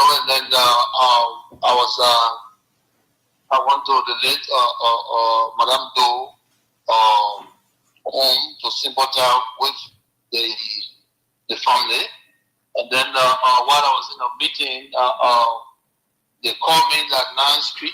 My neighbor house was burning, so I ran right back from the meeting to make sure that we get the fire service, and the fire service did very well today. They did a good job, professional job, and then I came back home. So I came back home. I just got home, and then I'm supposed to be on this air, but again, I know I'm a little bit late, but. People are still listening to me, and I wanted to be peaceful tomorrow. And we're all going to be there, to make sure that we do everything for Liberia to move forward. Okay. Winston is about to ask you his question. Mr. President, it's good to have you. My name is Winston Blading from Banana FM. Mr. President, will you be surprised if the police honor Mr. Boaka choose to disrespect it on tomorrow? Well, I don't, like I said, I don't think so. I don't think the police will disrespect the citizen tomorrow. I don't want to believe that. I don't want to believe that, and I hope they don't, because we are going to listen and then to follow the process. So we don't expect the police to do otherwise. We expect the police to be professional, and then we hope for that. In that final message or comment for me, as you are rallying of your supporters to turn out tomorrow, seditions are noted to be very law-abiding, calm people. What's that message? What's that advice you got for them, Mr. President? as you get prepared to move to the court tomorrow? Well, I think first of all, they're doing the right thing to go and support the leaders, and then we just want them to be peaceful and calm while they're there, because I know I was the former president before. I know that there will be rules and regulation on the ground. Police will or demarcate certain places where who pass where and who go to bed, and then we have to respect the ground rules and then continue to observe what is going on. So, that our supporters will listen to the police ground rules and cooperate while we there to pick up our people. Okay, thank you. And finally, before we take leave of you, because we know you're having a couple of meetings and are finalizing things, we have spoken with leaders, and recently we saw a picture on Facebook, and I see you and people whom at one point in time when you were president, you were political rivals. I'm talking about in reference to Alexander Bility Cummings. I saw the picture. You can't tell that rem people what the pictures mean at this time, reuniting, and on this front, what was it? Well, first of all, AB, is that AB, right? Yeah. Well, AB, like I said, politics, you never know. So that's why I keep my friendship, and forget about politics. I've known Cummings over the years. Cummings was running to be president, I was running to be president, but we are not enemies. We are all Liberians. He has the right, I have my right.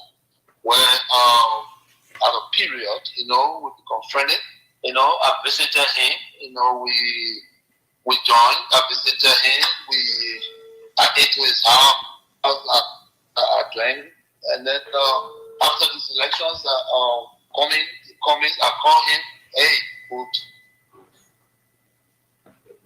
I had to catch up, and he was so excited, and then I went to her house, said I'm close to him on that street. I came home, and he came to my house, and it was a great pleasure to see Cummings at our house, because I went to his place first. So we came, we were other friends, and I talking and not politics. We did not say anything about politics. We did not. Okay. Thank you. Mm-hmm. Thank you so much, Mr. President. Thank you. Not at all. We talk about life, that's everything. I think we will go.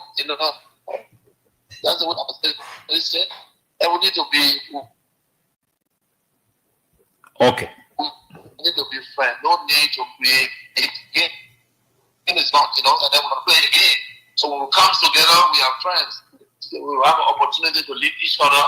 We still have to be friends. We're not enemies, but we are just rivals. That's all.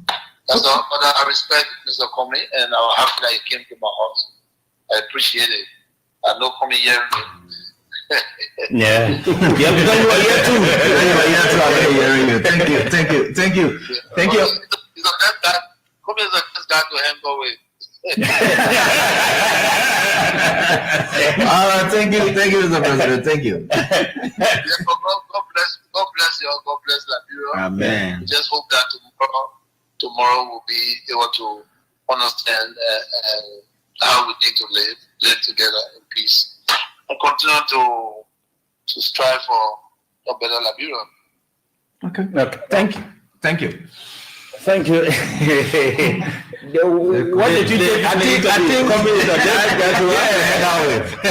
This is the only person that blessed us to know. That's all of you. What more can you ask for? God bless him. Who's good for cause? Cummings is a nice guy. So everyone who like to hang out, who don't hang out with. So you see, if people know each other, One good thing I noticed, the president was very clear. I will be there tomorrow. I encourage all my supporters tomorrow to be there. Mm-hmm. With a caveat, respect the police as they respect others. Well, he said something was very good. You asking something. You try to push around this issue with the police. Yeah, the police. They try pushing you. Stay. The former president said, "My citizens are respectful people. and we expect the police to be professional. Yeah. There is a way you say, "I'm giving you water," and there is a way you say, "I'm wasting the water." Exactly. I ain't going to say more. Okay, let's go to the lines now. For those of you listening to us, we've played our part a bit. It is time to hear you speak. You've listened to your leaders. Exactly. The political people will say they've given you people mandate. You need to follow the mandate. Okay, so we're going to be announcing numbers for all the counties. Those of you in Monrovia, some of my colleagues will use their numbers. And let me just say this. When they use our numbers, don't call them after the show. If I brought you, they walk in live. 1 minute. 1 minute. When I lying there now, You get okay, you can call us on 0773 419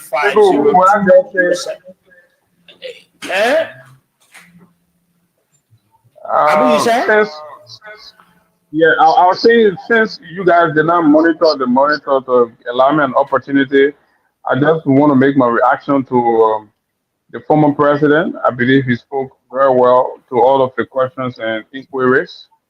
I think the former vice president similarly did. What it all points to is that we are in a very troubling moment.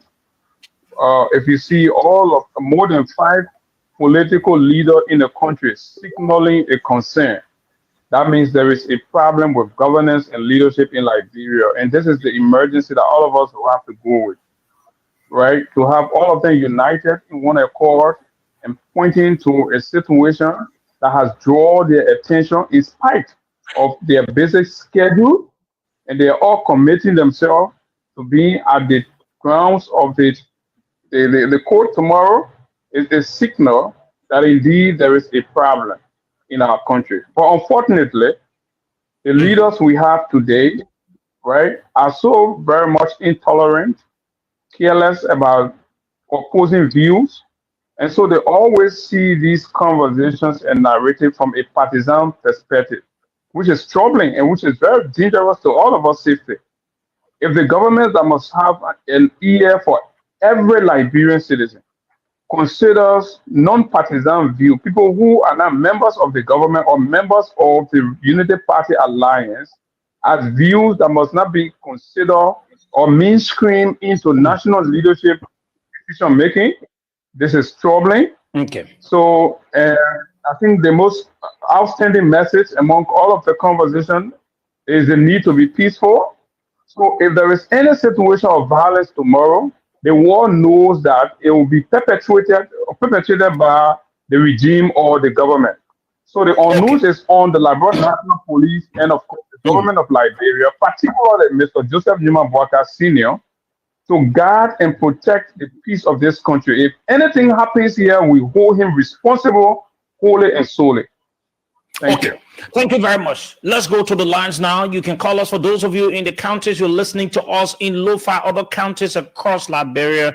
Call us on 0773 419 502, 0773 419 502, or 0555 184-711, 0555-184-711. For those of you in Monrovia and its environs, you can call us on 0773 978 564, 0773 978 564. Better stay 0880 907 907, 0880 907 907. For those of you out of the country and you want to form part of the conversation, the WhatsApp line is +231 770 942048, +231 770 942048. That's the WhatsApp line for those of you out of the country. We're going to start with those of the people in the counties and start to take calls. A minute ago. Yes, we will. Good evening. Yeah, good evening. Good evening. Go ahead. Thank you. David Jara calling from the Mauritius Foundation, number 3 in Mosavado County. Go ahead. We said a line for the. Okay, go ahead. Yeah, so listening carefully to our various opposition leaders, urging Liberians, specifically the partisans, to be peaceful. I think that's a powerful message right there. I think we all should allow the law take its course. Tomorrow we will peaceful. We'll gather peacefully and observe the legal aspect of the entire case. I also want to use this medium to also conscientize all citizens, all opposition of the gathering order tomorrow to be peaceful, as the former president said. Let us be peaceful while it's true that we are in solidarity with our leaders. But it's also brilliant for us to also protect the peace of this country. Thank you. Okay, thank you. Let's take this person. Good evening. Yeah, good evening. Yes, Thank you sir. for the program. In detail, we're calling from District 17, where I greatly appreciate the leaders that spoke. Every one of them said things very good and well. And I believe the government will respect the leaders. Remember, they were once opposition too, and they were respected. And so I believe they will respect, most especially the former president, the former vice president, and all the other people that are speaking on behalf of the country. They should not take it personal. They should realize that this is about Liberia, and we want you to go straight and far. So let the police understand that they are Liberians too. They should not believe that because they have gun in their hands, so they will go to shoot at their own citizens. They believe that they will be carrying this country to the dark day. Thank you. Thank you very much. Let's take this person. Good evening. Good evening, Sheku. How are you? Yes, sir. Go ahead. Yeah, this is brother Cummings. I'm coming from Johnsonville. Go ahead. Yeah, I want who spoke to me. They spoke very well, and a voice told our voices. So encourage all well, meaning Liberians who want to go out there and to speak on behalf of their political leaders who are in prison. We just want to encourage, go by the rules, how the former president rightly put it. Let us be safer. So the citizens will be going out there, and also to the police. Police, those people that come in tomorrow, they are your citizens. Please, the maximum security for them, and let it go. Please, don't intimidate them, and then they will not intimidate you. God bless Mama Labra, and God bless us. Okay, thank you. Good evening. Hello. Good evening. Yeah, good evening, CEO Segu Shari. Good evening, sir. Please go ahead. Yeah, Segu, there's the father of Sabu Rasta. I'm phoning in from Point 4 to be a Sagu in the hour Segu in Zimbabwe. You know, Segu, let me appreciate you for your fascinating topic this hour on a discussion. But Segu, let me also say kudos to His Excellency President George Weah. You know, Segu will take the advice with the support of President Weah that tomorrow Segu will be peaceful and will be there in solidarity of our leader. But let me say kudos to Cummings, who said that we don't vote Segu, we voted for experience, and we are brand people. God said that if you ask, He will give it to you. What you seek for, God will grant it. So we voted for experience. So that is the kind of experience that we see. So we should accept it. But maybe Segu to now to vote this government out. Thank you for putting me the time. Okay, thank you very much. Thank you. Let's take this. Okay, let's take this call. Then we'll go to international callers. Good evening. How are you? Yes, please go ahead. Yeah, my name is Samson Boso Williams, and I join from Swedish City, Grange County. Thank you. Let's hear you. Thank you very much. I listen to all of our political leaders, more especially the former President George Weah. And so I can guarantee you for the fact that our leaders have come up now to speak in volume, and you know, we ourselves are going to follow suit in solidarity in Grange. Oh, y'all do your own Grange then? Yeah, so we're going to have some peaceful tomorrow and be following the show and by Facebook. Okay. And what's our thing that will happen? Two Greco come tomorrow, carrying Grange to suffer. Thank you so much for having me. No, don't threaten me. Okay, if you guys have calls, you let us know. Okay, go ahead. Yeah, how are you, Ebi? Yeah, great. And thanks for joining us. And we're here tonight. Let's hear from you briefly. Thank you, Ebi, and thanks to my namesake and to the crew in studio for everything you guys continue to do for the good of the country. And this is something that is deeply appreciated by us, the citizens. But you know, having listened to all of the leaders, you know, for a good Liberia, a Liberia that everybody can live in, you know, equitably without any favor, especially with regards to everything that is unfolding now. It is something that's Liberians, conscious-minded Liberians, need to listen to, because everybody been saying why Alexander Cummings is not saying anything, why former President Weah is not saying anything, why Howard Taylor, the former vice president, is not saying anything, why, political leaders and state actors are not saying anything. None have listened. They are not giving you a marching order. What is that marching order? Tomorrow, we got a conversion. Look, we are going to the court tomorrow, not in the faction or the way Mr. Boakai took his marshal, where they were asking a certain president. Not that kind of fashion we're going to the court with. We are going to the court tomorrow to show a solidarity. Mr. Boakai and his team clear-cut violations of the law of the country, and this must come to an end. Okay. Because like President Weah said, this was calculated. You took people, we are speaking to him as a victim of everything that has happened. You took people to the police station, state actors, the former speaker of the Republic of Liberia, somebody who you sponsor a coup d'etat on. You sponsor a coup d'etat on. You're talking to a police station.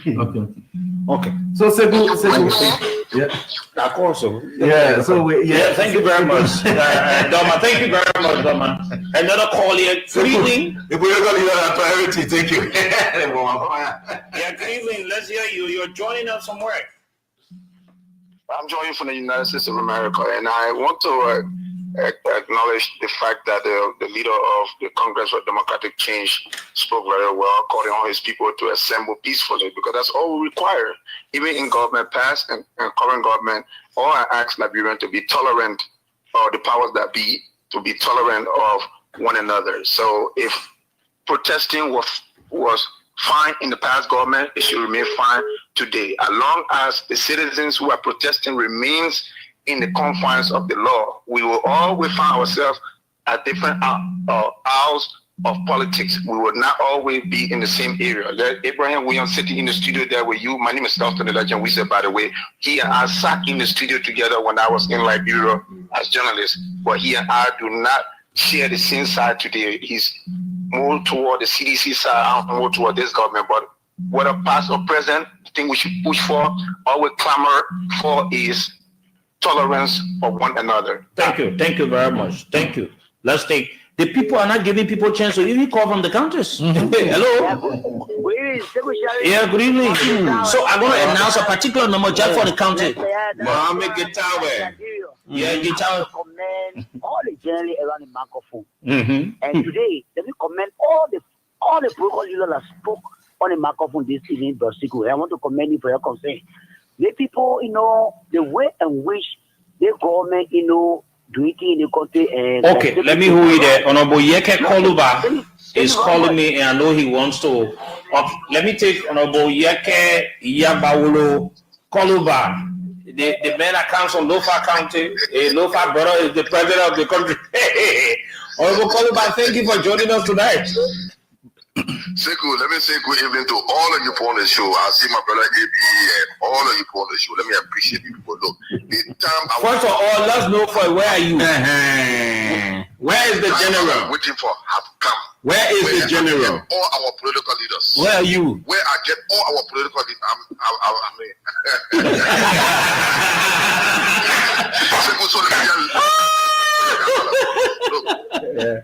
What we have been waiting for, what I have been waiting for as an individual, to listen to political leaders, our political leader to speak. Let me say to our political leaders, I appreciate all of you people and everybody that believes in me should be there tomorrow. Sekou, yeah. Because of this, I'm watching you people. I'll be in Liberia no latest than Thursday. Join the process and end the process for our political leaders. Wow. Why this time? What makes our political leaders? What makes it so important to you at this time? You continue your trips, you got one more break. This is what we have been waiting for. We can sit and we harass the people of this country. There are a lot of things that need to be talked about. We see Mr. Wakai, the director of police,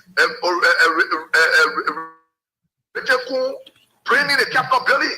And we're acting that we don't know who burned the capital building. You say what? You said who burned the capital building? I want to be in Liberia and say this. No, listen. Honorable Kalba, what did you say? Who burned the capital building? Let me restate what I said. I said Mr. Wakai, the Justice Minister, and Gregory Cuomo burned the capital building. How?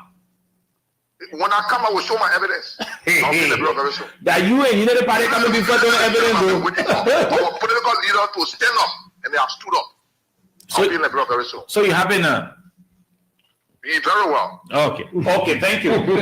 Thank you very much. Let me take another person here. And someone just texted me and say that why is it they are not hearing Honorable Koluba? And I said I tried reaching Honorable Koluba, but okay. Let me take this call. I don't know from his. Good evening.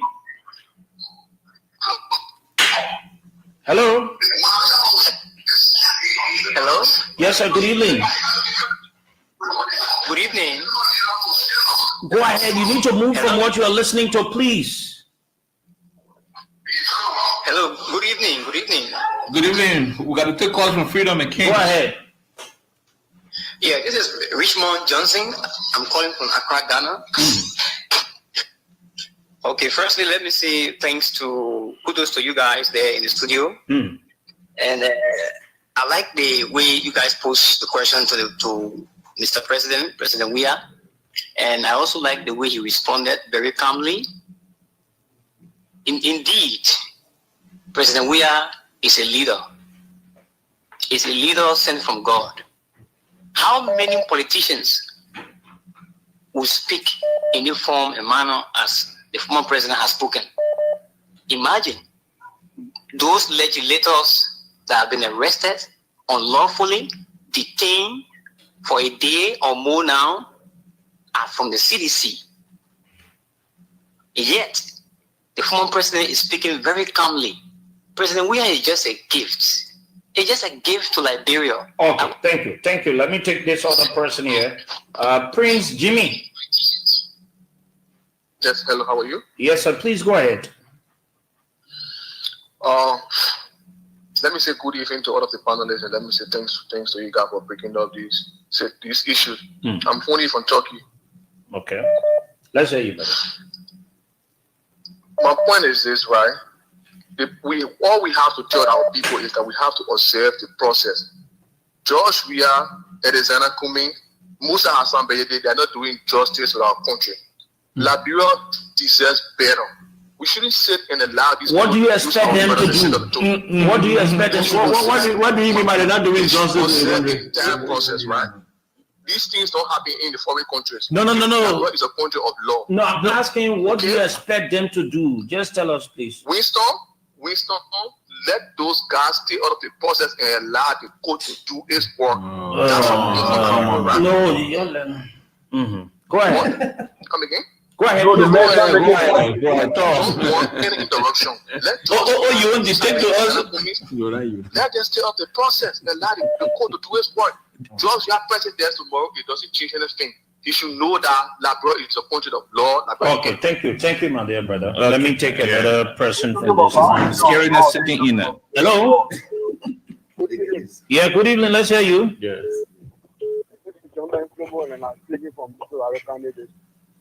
Go ahead, Chief. Go ahead. Let me say thanks to you people organizing this show and allowing our former leaders to speak their mind. You know, for all we are the citizens of this country, our prayer is always call for peace. For my brother, the law of this country should be respected. That's right. And our right to be citizens in this country should be respected. You know, all this I can tell anyone is if you and I forget about policy in this country, I think we are going to make the country the local. Okay. Okay. Thank you. Thank you very much. And let me just say this: all of what we're doing here, it is through the kind courtesy and efforts of the Secretary General of the Congress of Democratic Change, Jefferson Tamakoju. The men pay for the airtime, so you got thank you for it. The men pay for the airtime. I want to thank you. I'm pay business.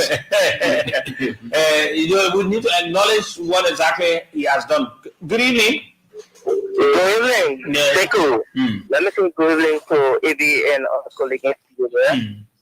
I'm CRC Madam Superintendent of the Interlegal System number 14. Let me quickly appreciate my president, His Excellency Dr. George Weah, and all the political leaders who made, stunning analysis of what is going in the country.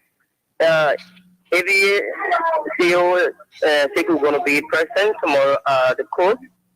On his show, review, and then any act of influence. If this president, Mr. Baka, is serious, he should talk to his police ID, Mr. Gregory Kumo, who is constantly on TikTok, making TikTok, that the position the coroner holds, he has to respect the Liberian people, he has to protect us tomorrow, and not only tomorrow, even June 17th, as we come out to exercise our franchise in solidarity with Finn, we want to call on Gregory Kumo to respect the Liberian people, because Mr. Baka, I listened the last time he won in Liberia while he was in custody of the court and transferred into the junta government in the. We want to be unequivocal here that our lawmakers are in the hands of Mr. Baka, and if they leave the court tomorrow, they should go for quick medical checkup, because we do not trust this president, because he worked with the former president of military government. This is the reason why he's behaving in a military way, even though he was democratically elected. But we got to remind Mr. Baka that Liberia is not for himself. It's not for him alone. He's an old man. He's going to be gone. But there will still be a Liberia to respect the right of Liberians to gather and assemble. Thank you. Okay, let me now go and take online Senator Nathaniel Fallow McGill, Senator of Margibi County. Senator, good evening. How are you, Sekou? We're doing great. And you? Well, I'm very grateful to God for being alive. Except that you are fully aware that some members of the CDC caucus are being incarcerated on allegation of Hassan, criminal mischief. And so we are very concerned, and we'll be following the situation very closely. Okay, thank you, Senator, for taking our call tonight. First of all, how your citizens, how are they doing in Margibi County? Well, Margibi are feeling very great. I know things are hard, things are tough, but we are people are resilient. And I was in the country on yesterday. I had to graduate some of the citizens who have been attending our vocational program, our driving school program. So we were there yesterday. So we're doing our best, you know.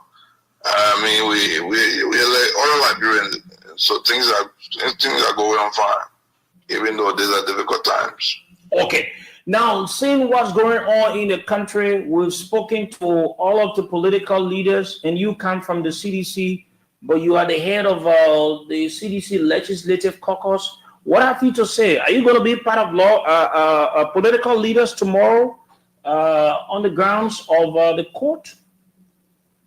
Well, you know, we've been following this process. I was at the police station on Friday when the members were invited. I was there along with the political leader of the CMC, Musa, Bility. I was there when they released Poco. I stayed there for some time, but the investigation was continuing and I left. And we've been following the process. We intend to be at the court tomorrow. We want to follow the decisions of our political leaders. And so we'll be there tomorrow to make sure that the legal process is followed. I will go into the court tomorrow to make sure that we don't intend to let the standard bell, all the standard bell we spoke that I listened to tomorrow is a peaceful assembly. We want to make sure that the legal process is followed. We don't intend to use violence because this is not about violence under the people have been charged. It is our hope that their rights will be respected, that they will find the appropriate bond, and based on the constitutional requirement that they are entitled to bond, and we hope they'll be granted bond. And like the lawyer said, the case will proceed expeditiously, and so that we'll see who is guilty, because as they have said that they are innocent. But based on the allegation, we want to follow the legal process and see where the evidence takes us. Okay. My colleague KOK wants to ask you. Honorable Senator, we saw a situation before when you were Minister of State. There were protest actions where we saw sitting senators going. I remember Moali was invited to the police headquarters. Senator DeLong went there with almost all the people from your office in your whole community. Are you going to be leaving your house from Margibi? You alone in the drawer? How are you going to be going to the court tomorrow? No, I think most of the senators will be there tomorrow. I just been speaking to the senators. We'll all be there tomorrow. We want to follow the process. This is a legal process. This is not an issue of the number of people who can take that. It's the fact that Liberians are interested in this case. I think Liberians want to see a fair outcome. That's the reason why they will be there. They're not there to protest to prevent. They will not be there to protest to prevent the investigation. But people want to follow it. People are interested. And remember the CDC, we are also interested. We'll be there tomorrow. I believe the case will not be starting tomorrow, but the preliminary hearing will be held tomorrow where a bond will be found. And so we can get a release on our colleagues. Then we go into the merit of the case. But tomorrow is just a basic, there's a preliminary. They are incarcerated and I want to get them out of jail. So we are interested. Like we're not going there to go do. And like our political leaders said, we want to encourage even our parties who have interest in this case, that this is not about protest. This is about going to see what will happen, because we believe the lawmakers have rights. Okay. This is a former speaker. Honestly, I would have thought that given the fact that Fonati is a former speaker, a state member of the House of Representatives, and along with the other guy, they would have been released after the indictment by the court on personal reconnaissance. But the judge hasn't granted that. So tomorrow we'll see that we can get maybe insurance bond to release the people that don't proceed with the merit of the case. Okay, all right. Okay. Senator, is there any message you want to give out to your people listening to you? Well, I want all Liberians who have interest in the democratic process and the rule of law to follow this case. And it is our hope that the rights of our colleagues will be respected. The law requires that they are entitled to bond. And this is the former speaker. The other members are current members of the legislature. They are elected officials representing their people. We hope that the court will see reason, and even the fact that they will not, they will not run away. They're going to be in the country. So I don't see any reason why the bond will be denied. But we'll follow the process, and those who appear tomorrow at the court, we want to encourage them to be peaceful and to remain peaceful. Let the standard brother citizen say respect the police. We'll follow the rules, and also the police will provide an opportunity that people can follow the legal process.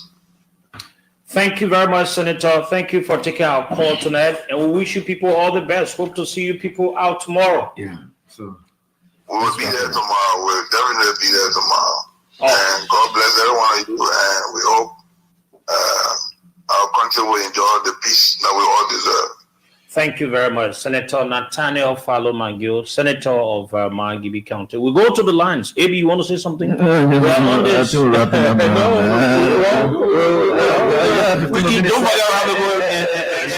for tomorrow morning. For like 50 minutes. No. Hello.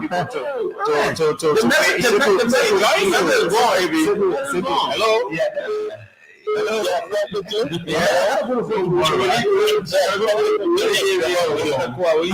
Personal lawyer. Yes, please go ahead. Yeah, good evening. This is Former Video, and I just my yesterday. Let me say good evening to Teacher Life. Let me say good evening to Wisdom. Let me say good evening to KOK. And let me say good evening to our president. I listen to him. Let me say good evening to all of the political leaders that I think on the show this evening. I listen to them. I listen to Mr. Kune. And you also cool the message that I got from our leaders tonight is all about going there tomorrow, be peaceful, avoid violence. But you know, I listen to that message and it is true. We all need peace in this country. But our own people get a thing that say if you tell a kid not to eat a fish, you should also tell a pig not to smell. Our leaders say we should go there tomorrow peacefully. We hope tomorrow. The same way on the President Weah regime, Mr. Braka, the law of Mo Ali, other folks, they went at the court to listen to cases there before and they were granted permission and they enter. So I hope tomorrow our people that will be going there tomorrow, they should present them the same permission and our citizens should listen to that case tomorrow. And all we should follow tomorrow peacefully. Let me say thank you for the program. You know, thank you very much. Okay, thank you. We'll take this other person. Go ahead. Good evening. Good evening, Oliver Khan, and the rest of your colleagues in studio. Quickly, no time. Well, my name is Mark Doko, and I called tonight from the grounds of the Coalition for Democratic Change here in Congo Town. You know, KOK, this is the movement we've long been waiting for, where our leaders will speak and give us a marching order. And we are on a revolutionary mandate to appear on tomorrow. We've listened to all of the political leaders, most especially former President George Weah. Quickly. And we are so happy. So tomorrow we will turn out in our normal, and the police should be cognizant about Newton's third law of motion. So we'll be peaceful. Okay. Newton tell law of motion is square. This person, quickly, no time. Let's hear you. Thank you, Kang. How are you? We're good. 30 seconds. No time. We gotta go. Yeah, thank you. Thanks for having me. This is Ben on the line. Let me say Hassan to all the political leaders that have spoken on the radio this evening. Go ahead, man. Thank you, Kang. Thank you so much. It's a very beautiful comment that was being made by Ambassador Weah. Cummings. These are comments that is welcoming our country, and we appreciate them very kindly. Look, here's it. Our country is now based on the kinds of lawlessness and other kinds of things. Ambassador Weah spoke as a president. Manajua spoke as a vice president. Cummings spoke as a leader of the country. We have to come together to unite our country. We can't be in a kind of fashion, form, and dangling here and there. Ambassador Baga, President Baga should understand Liberia belongs to all Liberians. Okay, thank you. We'll leave you right there. And just to let you know, I just got an intelligence that the last person. I just want to say something is important for us. I just got an intelligence that I think they have some innocent people moving around, and so just in case we're leaving, we need to watch our steps and everything. Okay. I just got the intelligence. All right. We'll leave you right there. Let's talk to you. Go ahead. Quickly. Let's hear you. Hello? Hello. Go ahead. Quickly. You're the last person from my end. This is Abraham Conner calling from the United States. Okay. Thank you very much. Listen, man. Great show, guys, and safe to all of you guys in the studio. But, you know, I mean, the leaders spoke well. They are hiding when it comes to those kind of leaderships. But one thing that you guys forgot to flag on is the issue about the treatment that was made out against the chairman of the CDC yesterday, despite the fact he was exhibiting high degree of civility, but he was exercising his right as a citizen, and he was abused by the police. Okay. All right. Okay.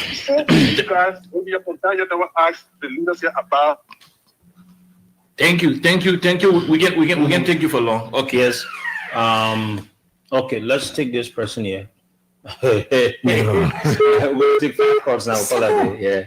Council wants to go. Hello.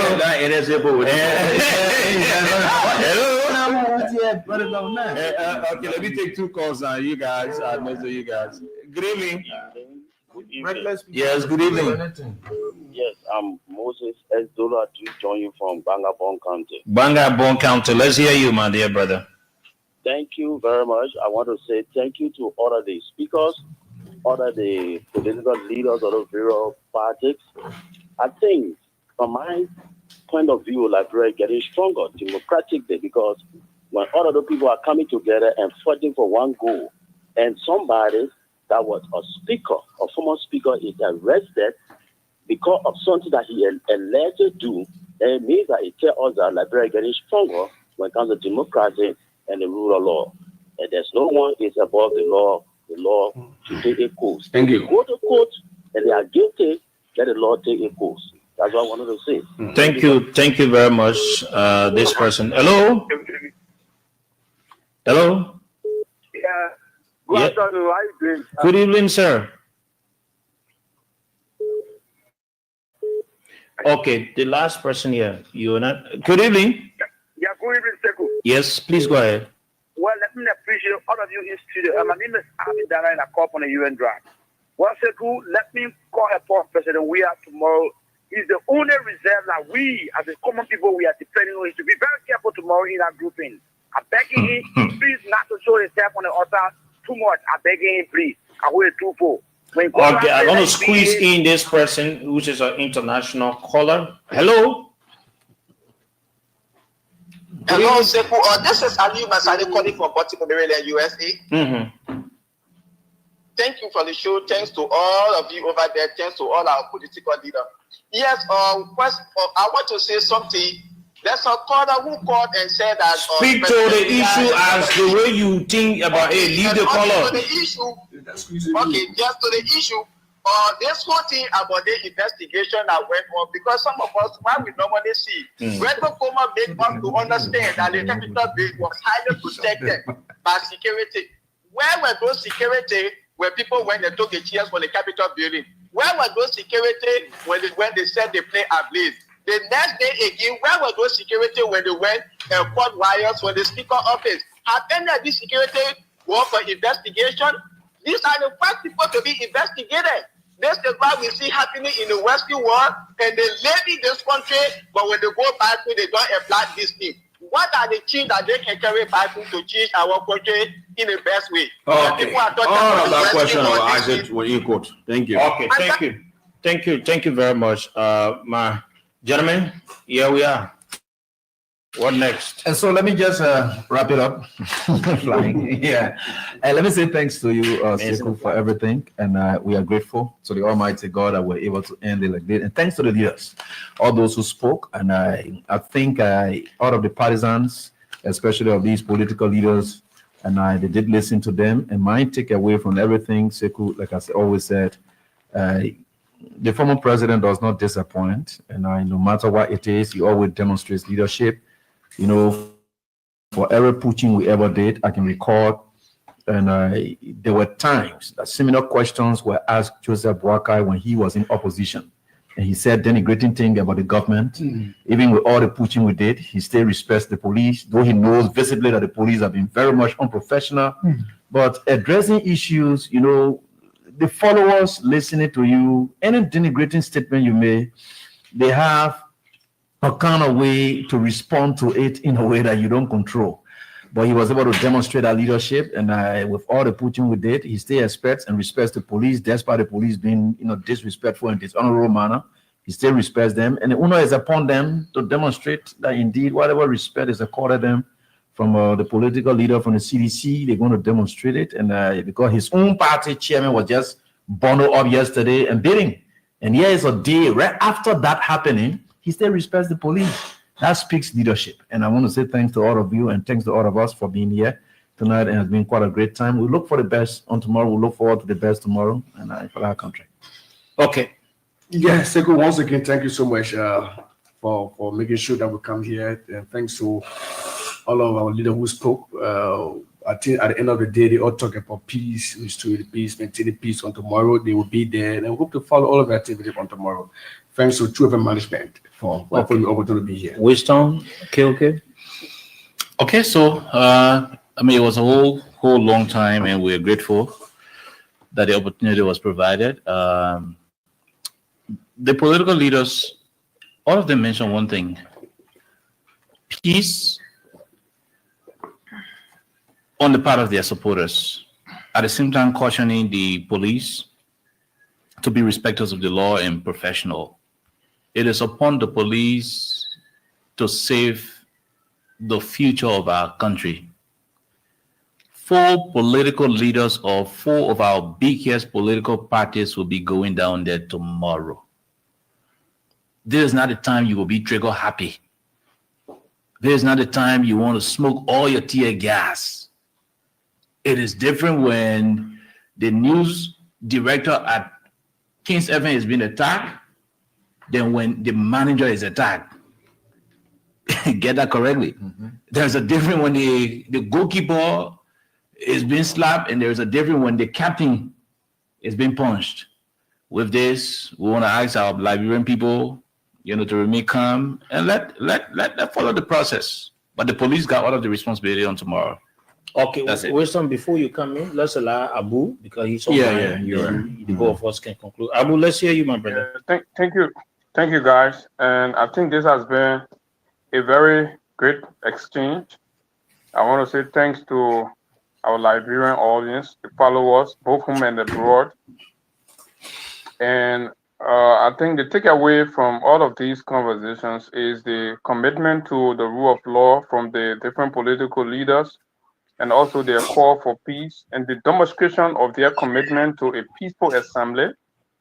Contrary to what has been portrayed out there. So what Liberians can go home with today is an understanding that if there is anything that may be violent tomorrow, that will be coming from the government and of course the police. Like others have said, when we saw the unprovoked attack and manhandling of the first major political opposition party chairman in Jangako, that was so disgraceful on the part of the Liberia National Police. That was a clear demonstration of partisanship. And yes, the commitment expressed by these political leaders is good. At least the war has it, the nation has it. Every Liberian knows that all of them are committed to what? Peace, and all they're doing is solidarity for the rule of law. So anything that goes out violent tomorrow, we blame Mr. Boakai and his police until this government can realize that at this point they are governing and leading for each and every Liberian, until they can begin to respect the views of other Liberians who they do not see as partisans, until they can be willing to dispense justice equally and fairly, then it's unfortunate. They're going to have these political challenges. They're going to have these confrontations, and people are going to keep expressing themselves because no one Liberian is better than the other Liberian. And these things are clear, and it must be communicated. And nobody breaks any law if you communicate that the government is acting, ultra violent. And this is clear. And so I want to thank you, Sekou. I hope the NSA folks will find other business to do and leave the premises of the Voice of Liberia, because the Liberian journalists have caused no harm. We've served the country. If they are looking for people who are feeling tension, they must go to closing argument. This is not where we are having civilized conversations about the way forward, and you want to bring gangsterism. Thank you so kindly. My name is Abu, and I'll see you tomorrow. Thank you very much, Wisdom. 2 things going to happen tomorrow. Whether the government will be remembered for 2 things: that they handle the situation very calm, that the police, once upon the time, that used to give people water, the protester water, or will be remembered for tear gassing Liberians on tomorrow. No matter what happened, let me join His Excellency President George Weah and other political leaders as it turned out tomorrow to be very peaceful. Let's keep the peace. the government will have to do everything to allow Liberians to exercise the constitutional right or be remembered for the bad thing on tomorrow. Thanks again to the management of Voice of Liberia and to my own boss, Mr. Abraham Soni, for giving us the opportunity for relaying this, and we look forward to a better Liberia. Thanks again, Hib. Thank you very much, Winston, and that is it.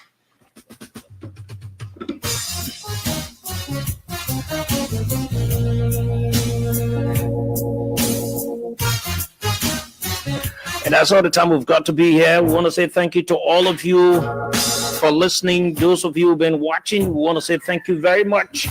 And indeed, these are the kinds of conversations we need to be having. To all of you, you listen. My name is Sekou, and indeed I'm Sekou Sharif. Inshallah, we'll talk to you next time. We want peace in Liberia, peace in Monrovia, because Babylon shall not rise.